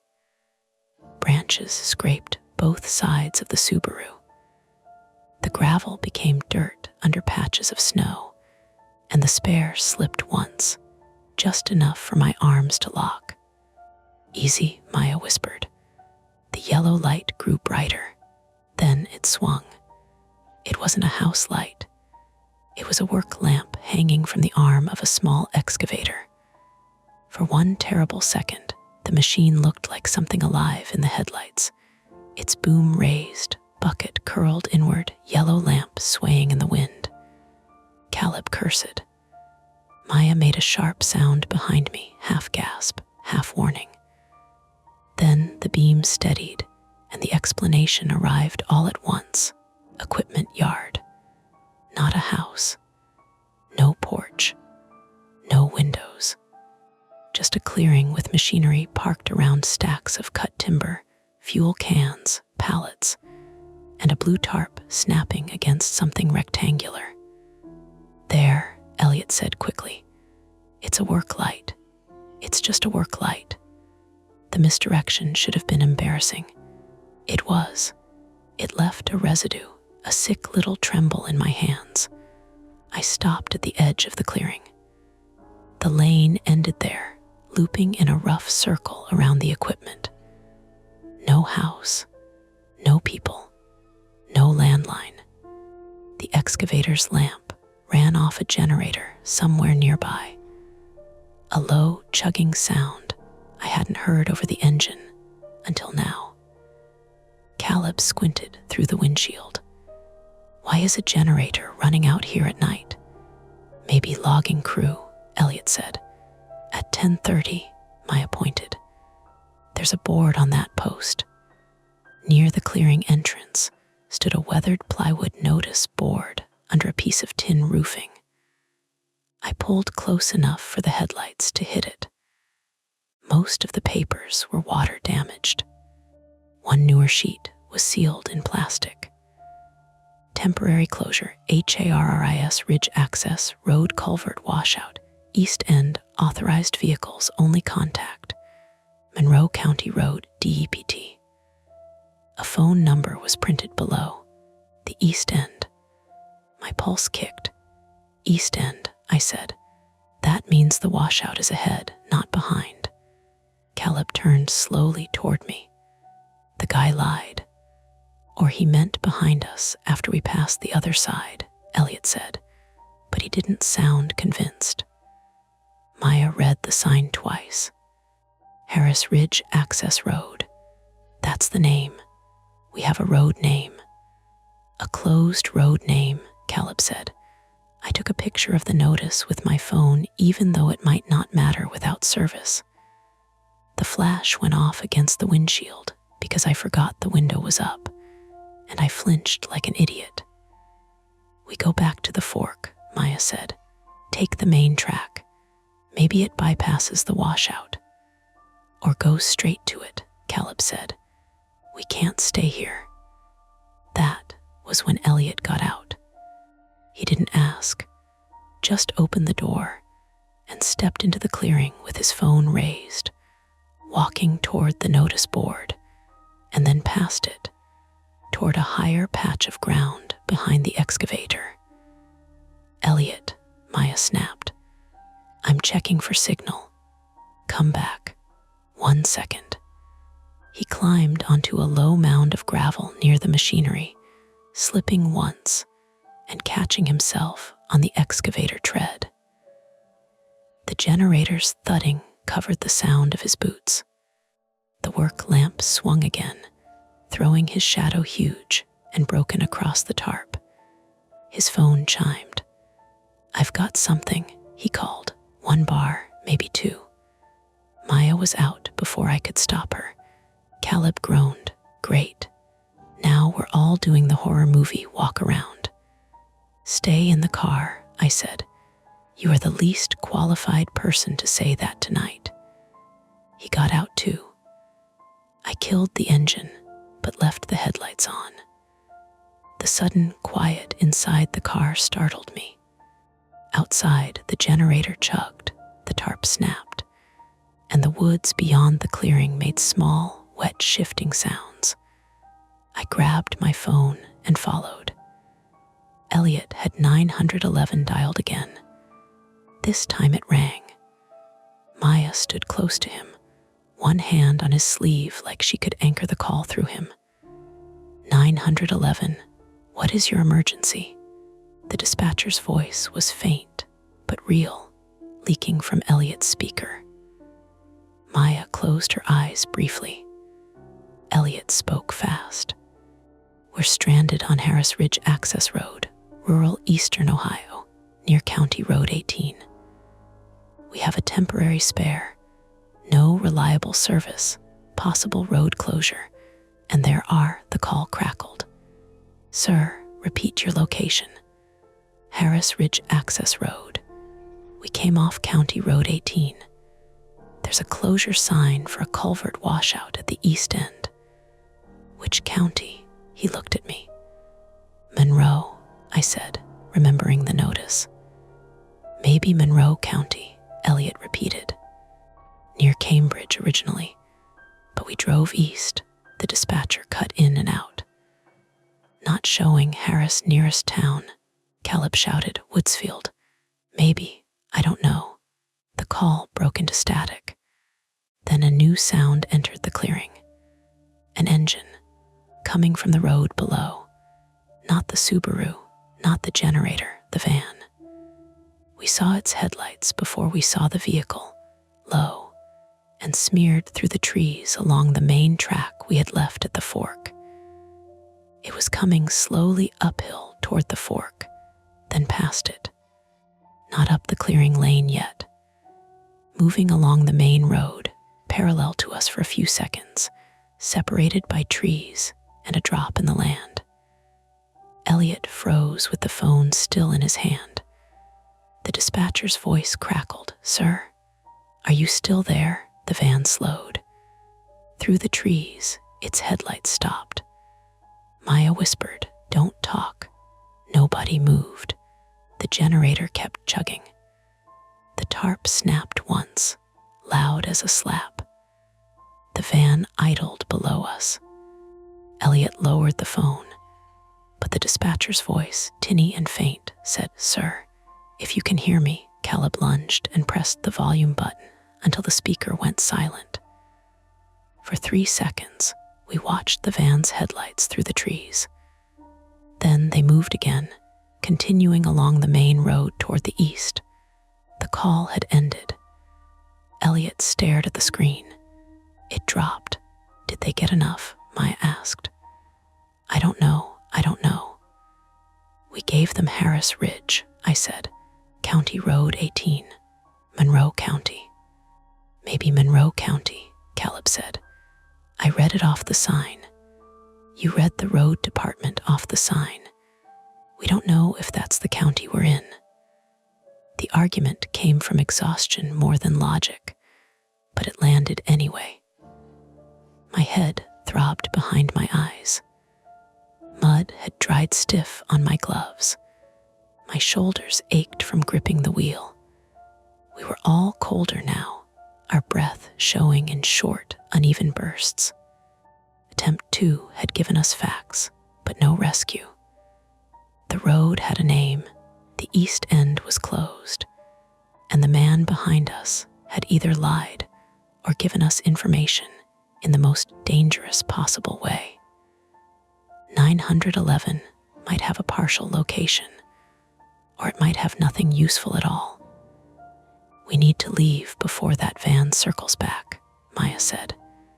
That became attempt 3. Use the worksite to orient ourselves, then get back to the fork and choose the least impossible route. Elliot took photos of the closure notice.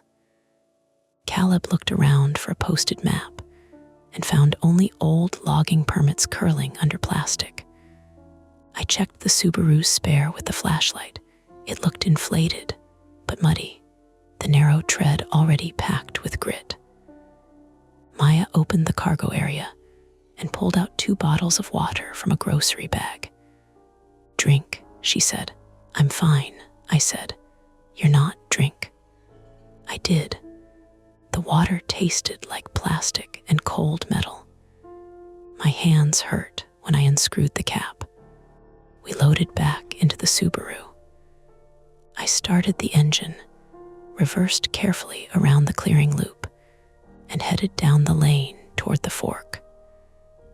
The work lamp receded behind us, swinging in the rear view like a watchful yellow eye until the trees cut it off. At the fork, I stopped again. Right led along the main tire tracks, where the van had gone, toward the east end and possible washout. Left back the way we came would take us toward the first gate, the stranger in the truck, and maybe a blocked culvert behind us, though the sign now made that doubtful. Caleb said, "Back," Maya said. "The truck could still be there." "Good," Caleb said. "We get the plate, reverse around him if we have to, and get to the paved road. There may not be room. We make room." Elliot was staring at the photos he'd taken. "Wait, what?" I asked. He zoomed in on one of the old permits from the board. "There's a service map in the background. I didn't notice it." He showed us the phone. The image was blurry, but behind the curling papers, a faded map showed the road like a crooked Y. We were at the upper left branch, the worksite clearing. The fork below us connected west to County Road 18, east to the washout, and south to something labeled Pump Station Road. "South," Maya said. "There was no south road at the fork." "Maybe hidden," Elliot said. "Maybe just past it." Caleb leaned closer. "Pump station means infrastructure. Could have a locked building. Maybe a landline emergency marker, something." "Or another dead end," I said. He looked at me. You have a better option. I didn't. We rolled forward 5 car lengths past the fork, toward where the van had gone. On the right, half hidden by brush, a narrower track dropped south between 2 leaning posts. No sign, no mailbox, just 2 muddy ruts going downhill into darker trees. The GPS suddenly unfroze. The arrow jumped. The blue route snapped off the main road and onto the south track. Turn right, it said. No one made a joke. I stopped with the front bumper aimed toward the opening. Behind us, the way back to the first gate lay uphill and west. Ahead, the main road continued east toward the washout and the van. To the right, the pump station track dropped south, steep, muddy, and narrow. But it was the first new option that wasn't just deeper into the same trap. Caleb rubbed both hands over his face. I hate that it agrees with the photo. Maya's voice was hoarse now. If there's infrastructure, there may be a marker number. Dispatch can use that if we get another call through, Elliot said, and if we keep going east and hit the washout on a donut, we're done. I turned the wheel right. The Subaru's front tires dropped onto the south track. Mud grabbed at them at once. The spare slipped, caught, slipped again, and I feathered the gas while the car crawled down between the posts. Track descended for maybe 200 yards, curving left around a stand of pines. At the bottom, the trees opened into a gravel basin with a chain link fence around a low concrete building. A metal sign on the fence read, HARRIS Ridge Pump Station, authorized personnel, only emergency contact, marker HR6. A number was listed below. There, Maya said, with real hope. Marker HR6. Then the headlights swept across the gate. The chain link gate was open. Not broken. Open inside the fence, parked beside the concrete building, was the dark van. Its engine was off. Its rear doors were open. The inside was empty. At first, I thought empty meant safe. Then the interior light flickered on, and I saw what lay on the floor: a coil of chain, orange traffic cones, a bolt cutter, and several more strips of toothed metal like the one that had punched our tire. Caleb whispered, "Back up." I shifted into reverse. Behind us, at the top of the pump station track, headlights appeared between the trees. The truck had found the south turn. It stopped across the entrance, blocking the only way back up. For 1 second, all I could hear was the Subaru's engine idling and the creek somewhere beyond the pump station fence, running fast in the dark. Then, from inside the concrete building, someone pounded once on metal. Hard. A muffled voice shouted something we couldn't make out. Maya grabbed my arm. "There's someone in there." The GPS said, "You have arrived." And the truck's headlights began rolling downhill toward us. The truck came down the pump station track like it knew the shape of every rut. Slow, patient, headlights high and steady between the pines. I had maybe 10 seconds before it reached the bottom. The Subaru sat in the gravel basin with the pump station fence on our right, the concrete building ahead, the dark van inside the open gate, and the muddy track behind us, narrowing between trees until the truck filled it completely. There was nowhere to turn cleanly, nowhere to build speed. The spare tire felt like a secret injury under the car, ready to give out if I asked too much of it. Inside the pump station, someone pounded again. One hard blow. Then a muffled voice. Help. Maya moved first. She unbuckled and grabbed the door handle. Caleb caught her sleeve. No, there's someone inside, and there's someone outside. The truck's engine growled closer. Elliot pressed his phone to the window, whispering, come on, like signal could be coaxed by kindness. I looked at the van. The rear doors were open. The interior light trembled with the engine off flicker of a weak battery. Chain, cones, bolt cutters. Those toothed metal strips. Not farm junk. Not accidental road debris. Equipment. Someone had been controlling this road. The thought landed cleanly. Not a glitch. Not a weird back route. Not rural bad luck. A trap with signs and gates and enough plausibility to make you argue yourself into it. The truck reached the bottom of the slope and stopped at an angle, blocking the track completely. Its headlights pinned us against the pump station fence. The driver's side door opened. The same man stepped out. This time, he held something down at his side. Not a gun, too long and narrow. A tire iron, maybe. A length of pipe. Caleb saw it too and lifted the lug wrench from his lap. Don't get out, Maya said. We can't stay in here, he said. The man walked forward into the headlights. Older than I'd guessed, maybe late 50s. White stubble. A dark cap pulled low. Heavy work coat, muddy jeans, boots with reflective strips on the sides. His face had the tight, irritated look of someone dealing with a task that had become inconvenient. Behind him, a second figure got out of the passenger side. A woman or a slim man, hard to tell through the glare. Dark hoodie. Gloves, moving fast, not like someone confused. Maya breathed 2 of them. The person inside the pump station shouted again, words muffled by metal and concrete. Please. The man stopped 10 feet from my bumper. Engine off, he called. Nobody moved. He raised the pipe and pointed it at the Subaru. Engine off. Caleb's voice was low. Do not turn it off. Private fear that had followed me all night finally burned down into something simpler. I had wanted to be certain. I had wanted the right map, the right route, the right explanation before acting. There wasn't one.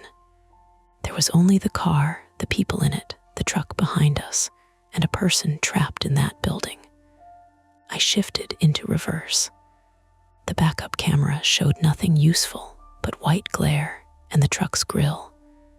The man saw the reverse lights and stepped aside. Bad idea, he called. Maybe he was right. I turned the wheel hard left and backed up anyway.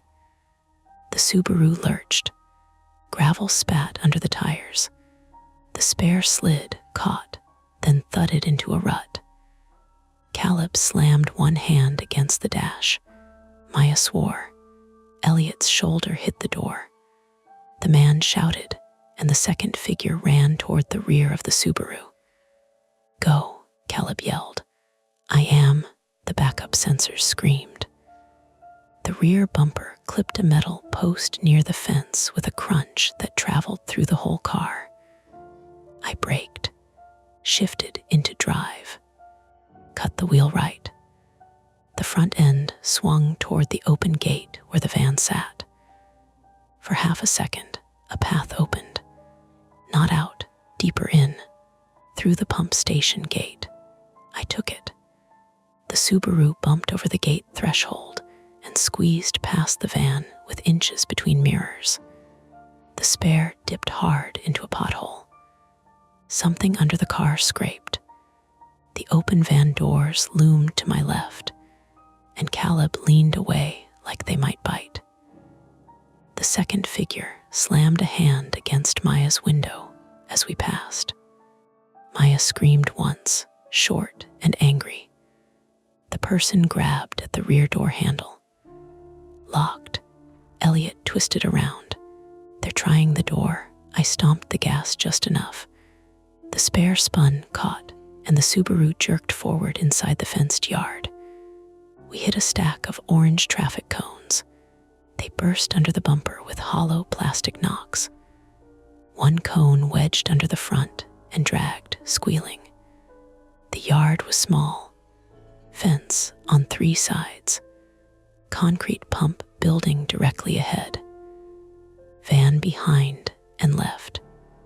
The open gate now partially blocked by the truck driver, who had started running after us.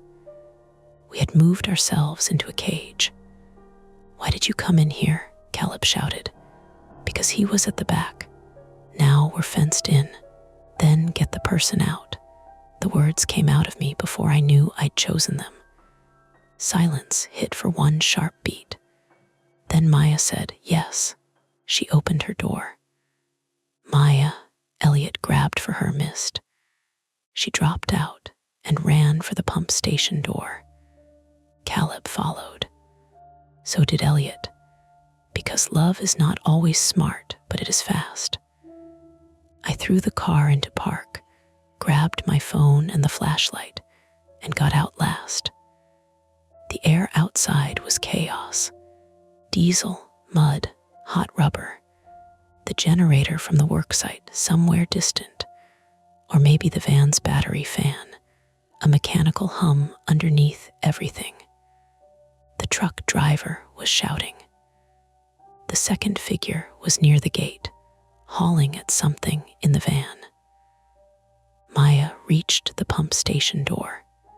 It was a heavy gray metal door with a small wire glass window and a deadbolt hasp secured by a chain. Not a padlock now. A chain looped through the handle and around a metal railing, tightened with a bolt and hook arrangement. Inside, a face appeared behind the little window. A young man, pale, blood on his forehead. "Please," he said, voice flattened by the door. "They took my keys. Please," Maya pressed close. "Are you hurt?" My head, my shoulder. "There are 2 of them." "They step back," Caleb said. He swung the lug wrench at the chain. Metal hit metal with a bright, ugly clang. The chain jumped but held again. Clang. The truck driver was closer now, coming around the Subaru's rear, pipe in hand.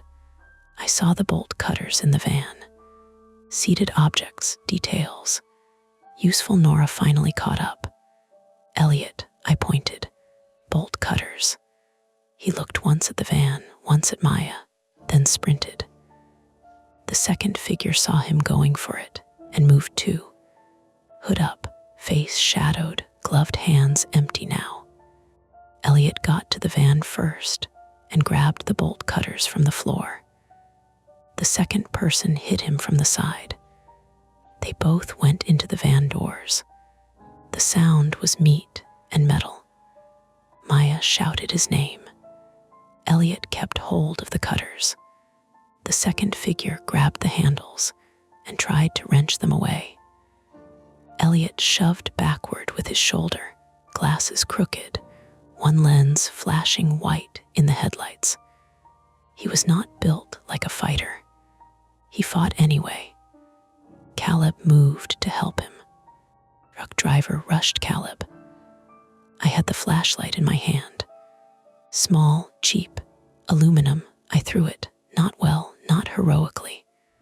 It struck the truck driver in the cheekbone because he happened to be moving into it. He jerked, cursed, and that half second let Caleb turn. The pipe came down and caught Caleb across the forearm instead of the head. Caleb made a sound I had never heard from him. High, cut off, animal. The lug wrench fell. The truck driver raised the pipe again. I rammed him with my shoulder. It was stupid. It hurt me more than him. My collarbone lit up and my boots slid on gravel. But he stumbled back against the Subaru's rear quarter panel. Caleb bent over his arm, teeth clenched, face white. Inside the car, I yelled at him. He didn't move. The person in the pump station was still shouting. Maya had him talking, keeping him at the window, asking his name. Dylan, he said. Dylan Price, 24. I work for the road department. They grabbed me at the closure. The truck driver recovered. He lunged at me. Clipped pacing happened without artistry. His hand on my coat, my back against the Subaru. Diesel breath, mud smell. His fingers at my throat, not squeezing yet, just controlling. Should have kept driving, he said. I drove my knee up because Maya had once told me knees solve size differences. I caught his thigh, not his groin, but it loosened him. Caleb came from the side and swung the lug wrench one-handed with his good arm. It struck the man's shoulder. He dropped the pipe, not because he was defeated, because pain made his fingers open. Maya yelled, "Cutters!" Elliot staggered toward us with the bolt cutters. Blood ran from his nose over his mouth. The second figure was on the ground by the van doors, curled around one knee, cursing in a woman's voice now. She had slipped on the smashed cones, or Elliot had kicked her. I didn't know. One of her gloves had come off, and her bare hand clawed at the gravel. Elliot shoved the cutters at Maya. She took them and set the jaws around the chain at the pump station door. Her first try slipped. Again, Dylan shouted from inside. The truck driver grabbed for the pipe. Caleb kicked it away, then gasped and cradled his arm. The movement cost him. I saw it in his face. The second figure got up. She limped, but kept moving. She went not for us, but for the van's front seat. Elliot said thickly. She's going for keys. I ran. I don't remember deciding. I crossed the few yards to the van as she climbed into the driver's seat. The interior smelled like cigarettes, wet canvas, and machine oil. She got one hand on the key ring dangling from the ignition. I grabbed the back of her hoodie and pulled. She kicked backward, heel catching my shin. Pain snapped up my leg. I hit the van's side with my hip. She twisted, and I saw her face for the first time. Younger than the man. Maybe 30s. A split lip, hard eyes, not wild, focused. Get off, she spat. I didn't. I grabbed the keys instead. We both had them. The engine coughed as she turned the ignition halfway. If she started the van, she could block the gate completely, hit us, leave with the evidence, whatever version of worse came next. I pulled with both hands. The key ring snapped, not the metal. The cheap plastic fob. Keys scattered into the passenger footwell. She screamed and punched me in the side of the head. My ear filled with a hot, ringing buzz. I fell backward out of the van, hitting gravel on my elbow. For a second, the world narrowed to one white point and the taste of blood where I had bitten my tongue. Then the chain at the pump station door snapped. A sharp crack. Maya yanked it free. The door burst open, and Dylan stumbled out into her arms. He was a young road department worker in a torn reflective jacket, left shoulder hanging wrong, hair sticky with blood. He nearly went down. Maya hooked both arms around him and lowered him to the ground against the concrete wall. "Stay with me," she said. "Look at me. Dylan, look at me." The truck driver saw Dylan out and changed. Until then, he had been angry, controlling, improvising like us. Now panic broke across his face. He ran for the truck. Caleb went after him, then stopped after 2 steps, arm useless, breath ragged. "Keys," he gasped. "Nora, truck keys." The man was already past the Subaru. I couldn't reach him, but the Subaru could. I scrambled up, half deaf, and got into the driver's seat. The car was still running, door open, seatbelt dangling. My hands shook so badly I hit the wipers first, smearing mud across the windshield. The truck driver reached his door. I shifted into reverse. "Nora," Caleb shouted, not a warning exactly. I backed into the truck, not hard enough to crush anything. Hard enough. The Subaru's rear bumper slammed into the truck's front corner with a metal crunch. The spare hopped sideways. The whole car lurched. My forehead struck the steering wheel, and sparks burst behind my eyes. But the truck's door swung shut on the driver's leg before he could climb in. He screamed. I braked. For a second, everything held. The truck was pinned at an angle by the Subaru's rear end. The man was down beside his door, clutching his lower leg. The second figure was still in the van, digging frantically in the footwell for keys. Maya was with Dylan. Elliot stood between the van and the pump station, bleeding, holding a traffic cone like he had forgotten what weapons looked like. Then my phone rang. Not the normal ringtone. The emergency callback tone, shrill and impossible. I grabbed it. "Hello," static. Then, "This is 911. Can you hear me?" I almost laughed. It came out like choking. Yes, Harris Ridge Pump Station. Marker HR6.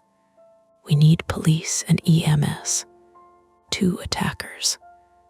1 injured road worker.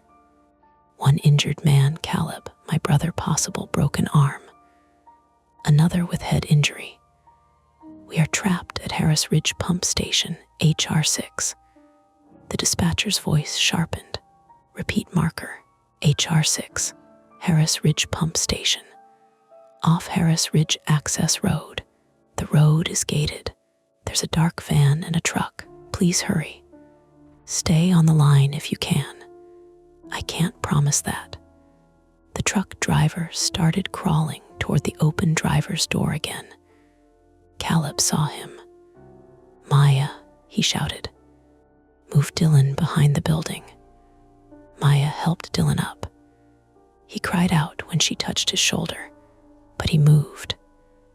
Elliot went with them, one hand pressed to his bleeding nose. I kept the phone wedged between my shoulder and cheek and looked at the gear shift. The Subaru could not outrun anyone on that spare. It could not climb past the truck. It could not magically become a police car, but it could block. I turned the wheel, pulled forward, then reversed again, using the Subaru like a doorstop between the truck and the gate. Metal complained under us. The spare made a horrible wobbling thump. The tire pressure light blinked again. The truck driver reached through his window and hit the horn. A long blast filled the basin. The second figure found a loose key in the van footwell. The van engine turned over. Once, twice, caught. Its headlights came on, blasting across the fence. "She's moving," Elliot yelled, and lurched backward, straight toward Maya and Dylan. No time. I dropped the phone, shifted into drive, hit the gas. The Subaru jumped forward and struck the van's rear quarter panel as it backed up. Not fast, not clean, enough to knock its angle sideways. The van's rear doors slammed inward and one snapped shut. The other twisted on its hinge. The woman inside overcorrected, and the van backed into the chain link fence with a scream of metal. The fence bowed but didn't break. The Subaru stalled. Everything went quiet except the horn still blaring from the truck where the man's arm lay across it. I turned the key. Nothing again. Click, click, click. No, I whispered. The spare had given out, or the battery, or the impact. Something final. The woman in the van shoved her door open. Caleb stepped into her path with the lug wrench raised in his left hand. His right arm hung wrong against his body. "Don't," he said. His voice was shaking. The woman looked at him, then at the road worker Dylan, then at the truck driver still trapped and yelling by the truck. Her calculation was visible. Not remorse, math. She ran for the woods. Caleb did not chase her. None of us did. Maya had Dylan behind the pump building now, sitting with his back against the concrete, her scarf pressed to his forehead.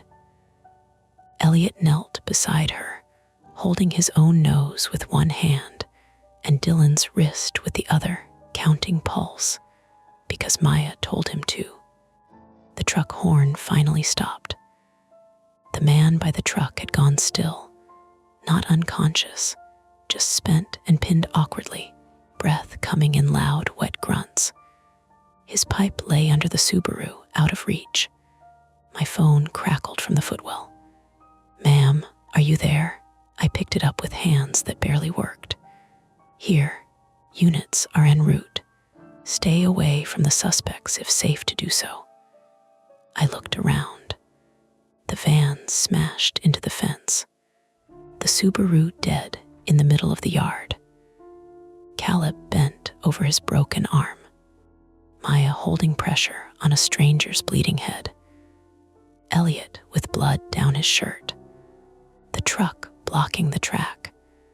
The woman gone into the trees.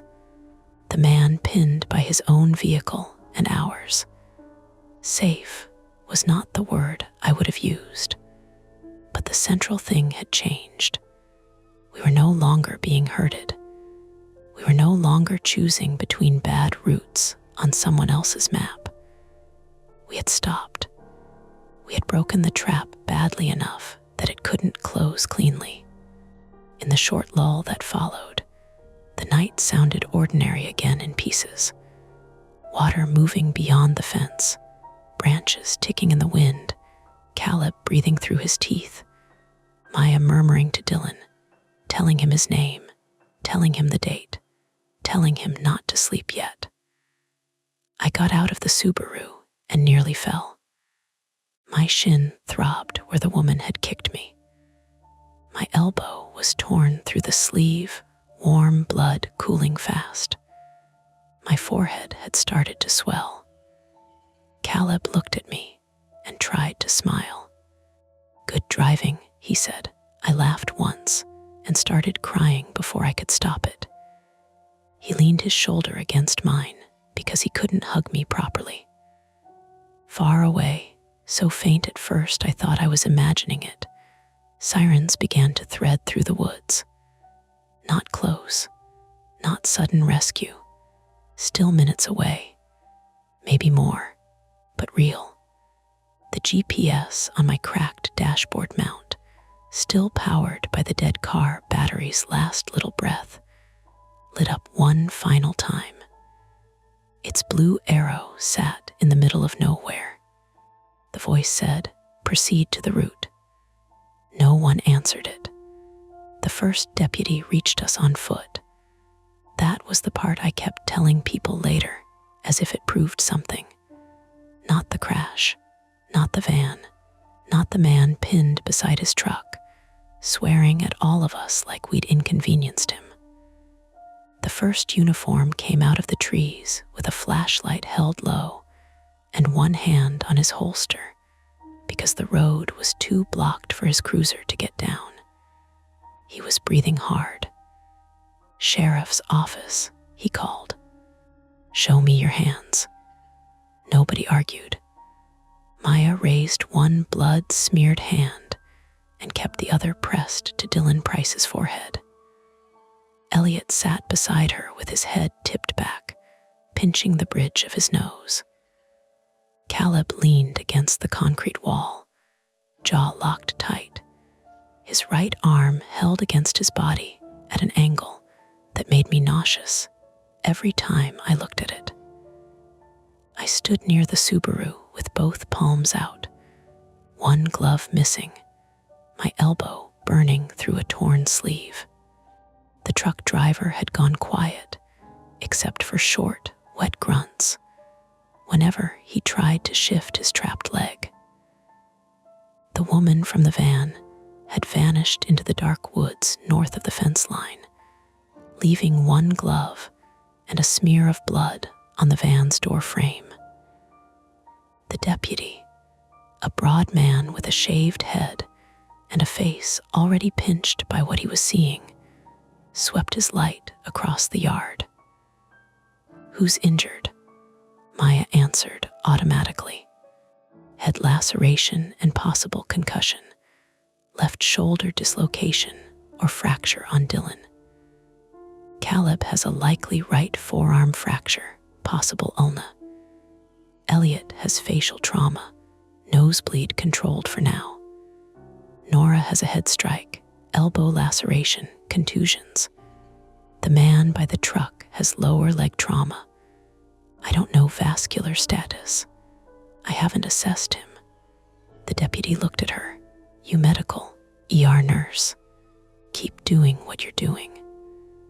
That steadied her in a way nothing else could have. She nodded once, wiped her cheek with the back of her wrist, and turned back to Dylan. More lights arrived above us through the trees, blue and red flickering against bare branches. Voices shouted from the top of the pump station track. A second deputy came down, then a firefighter in turnout pants, then 2 EMS workers carrying bags, and a collapsible stretcher, slipping in the mud because that road had not been built for urgency. It took nearly 40 minutes to get everyone out. 40 minutes is a long time after the climax of something. Long enough for adrenaline to drain and leave behind shaking, cold, pain, and the practical indignities of surviving.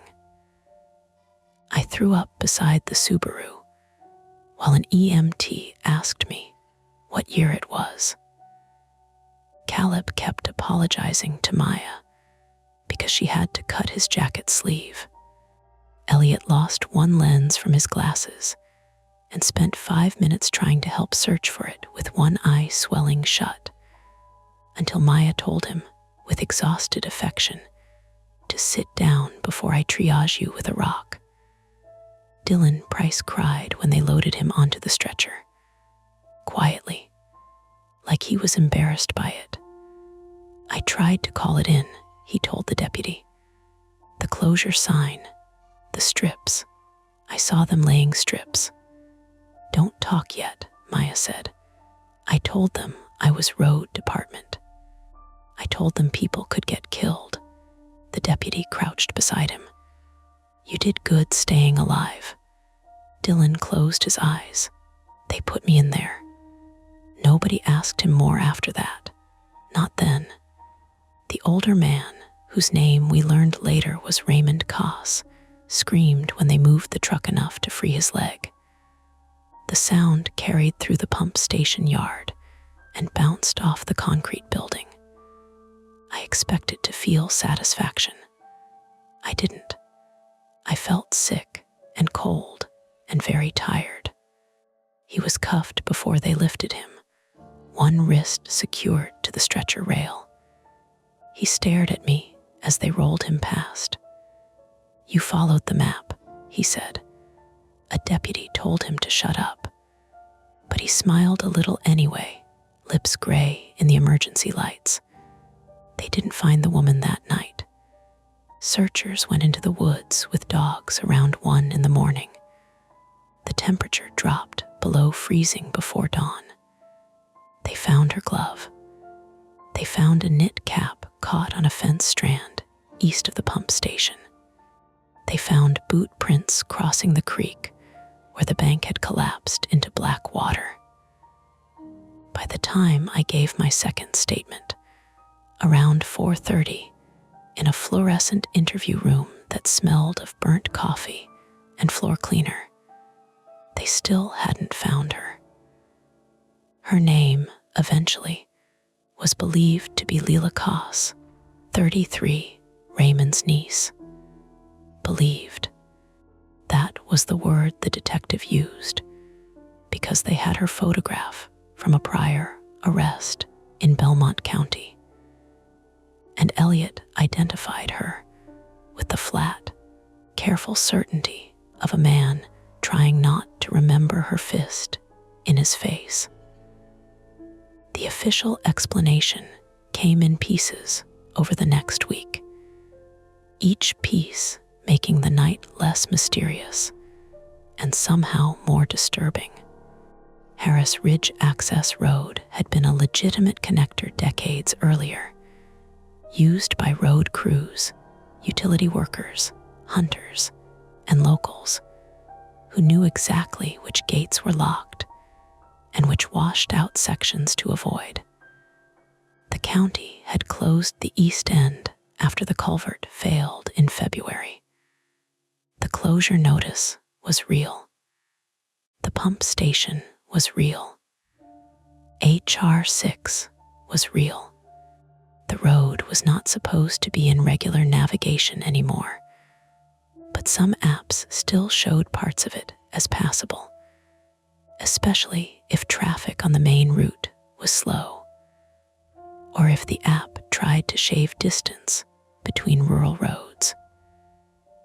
Raymond Koss had once done contract hauling for a logging outfit near Harris Ridge. He knew the roads. He knew where service dropped. He knew the gates, the pump station, the work site, the places wide enough for a truck to block a lane and narrow enough for scared drivers to feel they had no choices. The toothed metal strips were homemade caltrops, though the detective didn't use that word at first. He called them improvised tire deflation devices. He said it like naming them plainly might make the report sound theatrical. Several had been recovered along the gravel stretch between the first gate and the fork. Some were hidden in muddy ruts. Some had been pulled up before deputies arrived. One matched the piece from our tire closely enough that they bagged it and took photographs from 12 angles. The van had stolen plates. The traffic cones came from an old county maintenance cache. The bolt cutters had road department markings ground off the handles. Dylan had caught them moving closure equipment near the East End washout shortly before we entered the road. They hit him, took his keys and radio, and locked him in the pump station to deal with later. That phrase was in one of the reports, to deal with later. I read it once and closed the PDF so fast my laptop slid on the kitchen table.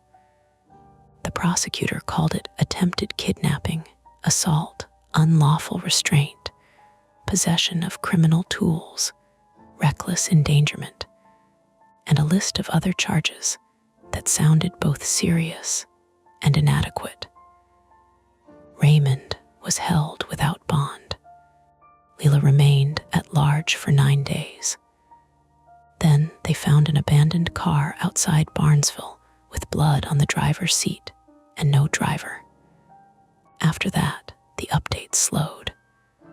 Life, cruelly, became ordinary again around the damage. Caleb's arm was broken in 2 places. He needed a plate and 6 screws. He complained about the hospital pudding, the sling, the itching under the cast, and the substitute teacher who let his sophomores watch a 3-part documentary he described as historically lazy. He joked because that was Caleb. But when Mom dropped a pan in the kitchen 2 weeks later, he flinched so hard he knocked his own coffee over, and then stood there staring at the spill like he couldn't figure out what came next. Maya went back to work before she should have. Of course she did. She told everyone she was fine. Also, of course. But she started sitting with her back to the wall in restaurants, and when Elliot drove, she watched his mirrors instead of the road. She had saved Dylan's life, or close enough that his mother sent flowers to the ER with a card Maya read once and hid in a drawer. Elliot's nose was fractured. One eye stayed purple for a long time, fading through ugly greens and yellows. He replaced his glasses with a sturdier pair and downloaded 3 different offline map apps, then deleted 2 because they made him angry. He became the one who checked routes before anyone drove anywhere, but he did it quietly, without making a performance of being careful. Dylan Price survived. He sent us a message through the sheriff's office because he didn't want to call and make anyone relive it out loud. He said he was sorry we got pulled into it. Maya wrote back that he had nothing to apologize for. Caleb added, "Next time lock the bad guys in the utility building first," which Dylan apparently laughed at, then cried, then laughed again. Trauma is not elegant. It leaks out in weird places. And me, I stopped using voice navigation. Not forever. I wish I could say forever because that sounds cleaner, more decisive. In reality, modern life has a way of pushing horror into convenience until you give up and tap accept. But for months, I printed directions when I drove somewhere unfamiliar. I checked county road names against satellite view. I bought a paper atlas at a truck stop outside Zanesville and kept it in the seat pocket like a talisman I pretended was practical. The Subaru was totaled. That was another ordinary insult. After everything, it wasn't the attack that finally killed it in my mind. It was the insurance adjuster in a fleece jacket walking around it with a tablet clicking photos of the bent rear quarter panel, the cracked bumper, the damaged undercarriage, the ruined wheel, the blood on the back seat that hadn't fully come out despite 3 cleanings. "Lucky car," he said. I knew what he meant. I still hated him for saying it. The last time I saw the Subaru, it was parked behind the tow yard fence under a gray morning sky, stripped of its license plates. The cracked windshield star was still there, the one I'd been ignoring since November. It looked almost delicate, like a tiny map. 3 months later, the sheriff's office asked us to come in for identification of recovered property. Not bodies, not weapons, property. Phones, wallets, license plates, tools, small things pulled from Raymond's truck, Leela's abandoned car, and a storage unit rented under a false name. We went because the detective said our statements were enough if we didn't want to. But Caleb said he wanted to see what kind of people kept trophies. They did not call them trophies. They called them items of evidentiary value. There were driver's licenses from 2 states, credit cards, a child's winter glove, a cracked phone with a floral case, a roadside emergency triangle still in its plastic sleeve. 3 keychains. One had a little Eiffel Tower charm. One had a bottle opener shaped like Ohio. One was a plain leather loop stamped with initials. None of them were ours. The detective was careful with us. He did not say what he believed had happened to the owners of those things. He said some had been linked to prior theft reports. Some had not. Some might have been discarded property. Some were still being investigated. Maya stood very still beside the table. Elliot put a hand on her back. Caleb turned away first. I kept looking at the floral phone case. I don't know why that one got me. Maybe because it was ordinary. Maybe because someone had picked it because they liked the colors. Maybe because I imagined it clipped into a dashboard mount, showing a blue line through a place where help could not find you. Raymond eventually pleaded guilty to several charges to avoid trial on the full list. Leela Koss was arrested in West Virginia after trying to use a stolen debit card at a gas station outside Moundsville. She claimed she had only helped move equipment and didn't know Raymond was hurting people. Dylan identified her voice. Elliot identified her face. I identified the way she had looked at me in the van, not frightened, not confused, just calculating which human obstacle to remove first. The court process crawled. Hearings were postponed. Lawyers spoke in polished phrases. The newspaper articles were short and strange, as if the whole thing had happened to a different group of people in a condensed version of the night. 4 motorists rescued after rural road incident. Man charged in access road assaults. County reviews navigation data after stranded driver case. Navigation data. That was where the faint unease stayed. A county engineer told us the app companies had been notified about Harris Ridge access road months before our night there. One company had removed it. Another had marked part of it restricted. The one I used had updated routing weight, whatever that meant. A spokesperson said the route should not have been suggested under normal circumstances. Under normal circumstances. I kept that phrase too. Because the first wrong turn the GPS suggested had not been Harris Ridge. It had been before that, at the rusted cattle gate sunk sideways into weeds, the place where no road existed. The app had told me to turn there. Then it rerouted us along County Road 18, then to the gravel seam, then to the pump station. The detective shrugged when I mentioned it. Could have been old map data, he said. Could have been a private lane that used to exist. Could have been GPS drift. He wasn't dismissive. He just had men with pipes, a trapped road worker, and a box of stolen IDs to worry about. Ghost roads were not evidence. I understood that. I also drove back there once. Not onto the gravel. Not past any gate. I'm not that brave, and I'm not that stupid. I drove in daylight with Caleb beside me, his arm still in a brace. Both of us pretending the trip was about closure instead of compulsion.